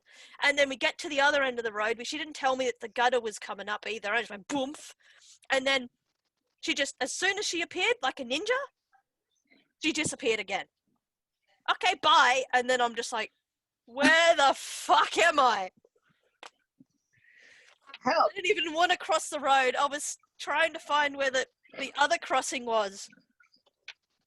Oh, Jesus. Oh, no, don't worry. I helped you across the road. All right, done. Where am I? I don't know. Gone. Yep, exactly. God. I'm just like, I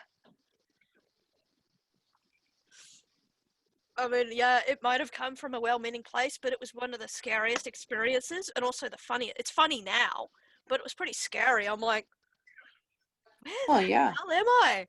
How do I get back?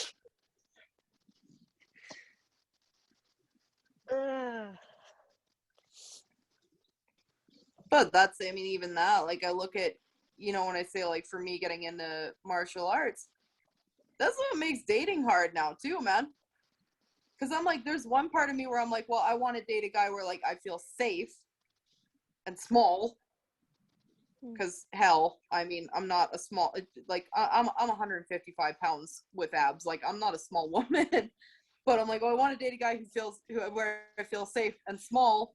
But then at the same time, I'm like, I kind of want to know that I could kill you if I needed to. Because I don't entirely trust you. Like, you know what I mean? I know, you're in, like, this weird place, like, okay, I want you to be, like, you know, like masculine enough to where, you know, you can kick some ass, but not good enough, you know, to where I can't kick your ass. Yeah, exactly. Yeah. Like, good enough where if a guy comes and he's threatening me, you can kick his ass, but I could still kick your ass. Yeah. So, like, if I didn't want to deal with that situation, you deal with that situation. Yeah. And then, like, you know, afterwards, like, yeah, like, good job, bro. Yeah, exactly. Yeah. Thanks for dealing with that situation that I could have easily dealt with myself, but, you know, it's fine. It's your job.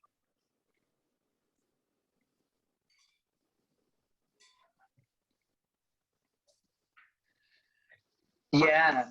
Have fun with that. It's not easy. Yeah. But here's the thing, it should be.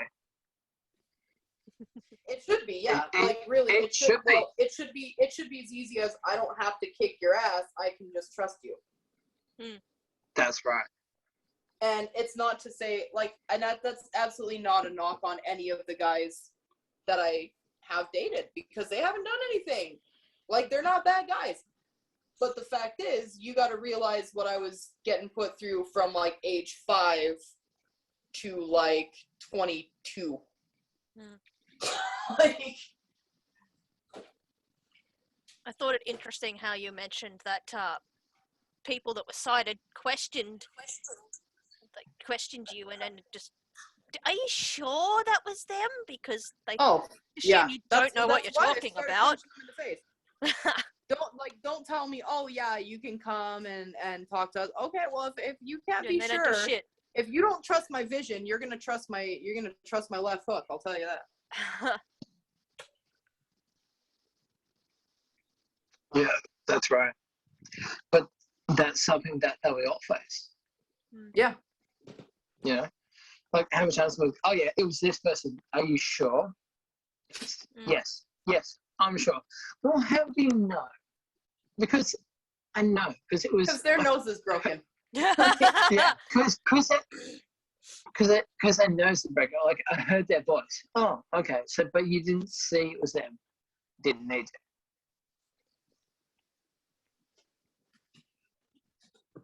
Well, this happened like, I think I was like 16 or something, 15, and that thing that my dad was dating, she decided she turned on him, and she was smacking and beating the shit out of him. And the cops ended up getting called, and they said, well, did you see? And I said, yeah. I said, they were on the couch. She was hitting him. Oh, well, what did you see? I said, I saw the littler person hitting the bigger person. And it wasn't me. So all the three of us, like, oh, well, that's not really, if you can't describe who it was, holy fuck, what kind of, you are like the shittiest cop. There's 3 people in the house. Yeah. Like, Deductive I'm reasoning. sure if he was hitting her, she would be fucking dead, because he's about 100 pounds heavier than her, at least. Like, do your job. Thank you. Wow. Oh, so stupid. I know, right? Perception in the eyes of the law. Yeah. The But eyes apparently of the law. Yeah, but Marks. apparently it's fine. We can compete on an even level in jiu-jitsu and stuff. Yeah.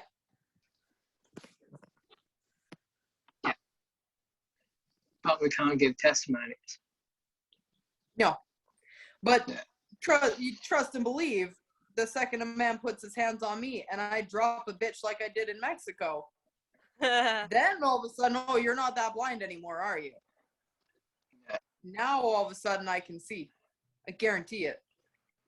Yeah, I've had people accuse me in the past for faking my blindness based on my martial arts history. And I'm like, no, it doesn't work like that. But okay. Whatever makes you feel better about yourself. If anything, it's getting worse, not better. My blindness. Oh, don't you love that? Because I picked up a bag of chips in the store. Oh, don't fake your blindness, and don't fake your IQ. Sit the fuck down. That's also in a scale IQ. Hers was definitely single digits. I really like the one that Shell gave us like a while ago, because I've used it since. Where someone's like, oh, you're not really blind. I'm like, well, it's on a spectrum, like your autism. That one, like, look, you know what? No, I don't care. I don't care. Some people might be offended. Whatever. No. You know what? If you think I'm not fucking offended when I get to, oh, you're not really blind. Well, you're not really fucking smart. So. Yeah. Yeah. Yeah. Yep. Exactly. Break up. Yeah. So if you're calling shit into question, all good? Yeah. Yep. You're good now. You're good. Yeah, that's right. Yeah. Like if you're calling someone's disability or eyesight into question, then maybe you need to look a little bit harder on that spectrum test that we have to take at the psychologist. Yeah, because I scored high on that one.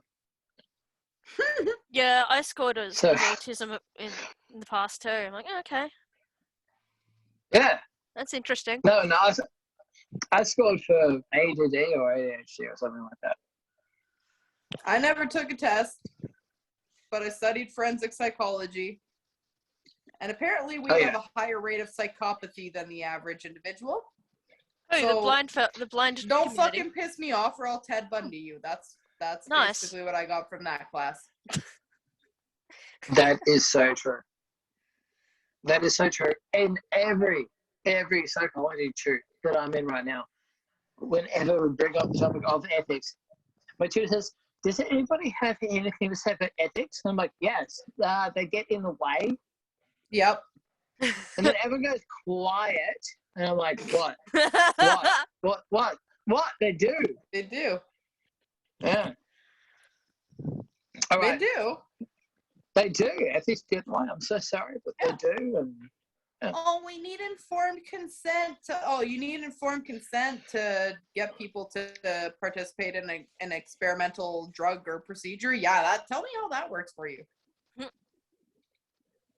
Then how do they get informed consent in like blind studies and stuff? Consent, Well, think of the double-blind studies. Even that's the researcher doesn't know. Yeah. Like, so I was like, how does listen, that work? informed consent is for anal, not for science. Yes. Just saying. All right. Oh my god. And then now we should end. On that note. On that note, let's end it. Thank you. Really ending For on the butt of tuning a in. joke. That's right. Ending in on an anal and the butt of a joke. Thank you for listening to episode 2 of the Ice Free BJJ podcast. You're listening to Andre Beck and Andres Michelle. Hero. I have no idea what she said. So You're I'm a just gonna- hero. Oh, Andres Hero, Michelle, yes. Okay. Yeah. Yay. Michelle. Right on. Ooh, See email ya. ID. No. Fever Paralympian. I will join you in 2020. What is it? 2024 for France? 2024? Yeah. Yeah, but the qualifiers start in 2022. Yeah. So I'm going to have more competitions. I'm supposed to be competing at the end of this month if our fucking lockdown lifts. Yeah, have fun. I am going to the beach and I am fighting somebody. So get me my opponent or get me the fucking doctor that put us on lockdown. I don't care. Politician. Nice. Ooh, email. Email. Okay. Ice Free BJJ. How do you get in touch with Ice Free BJJ? All right. So we have an email, which is Beck. Go. eyes.free.bjj@gmail.com. So eyesfree, EYES.FREE.BJJ@gmail.com. That's the one. Yep. Is that right? Yep. Cool. Please give us a like, subscribe, and share.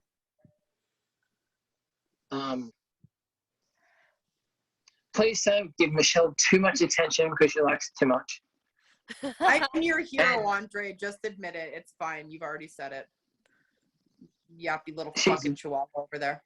She's very mean. He's still close guard. I'm trying to make him better. It's not. I'm just trying to help. Don't ask her for inspirational quotes. No, don't do that. Yeah. Don't do that. Or anything. My inspirational quote of the day is, go get more ass than a toilet seat. You're welcome. I love that. Yeah. Right there. All right. So we'll finish. All right. Go get more ass than a toilet seat. Hit more up. Go get more ass than a toilet seat. Hit more arm bars than women. What?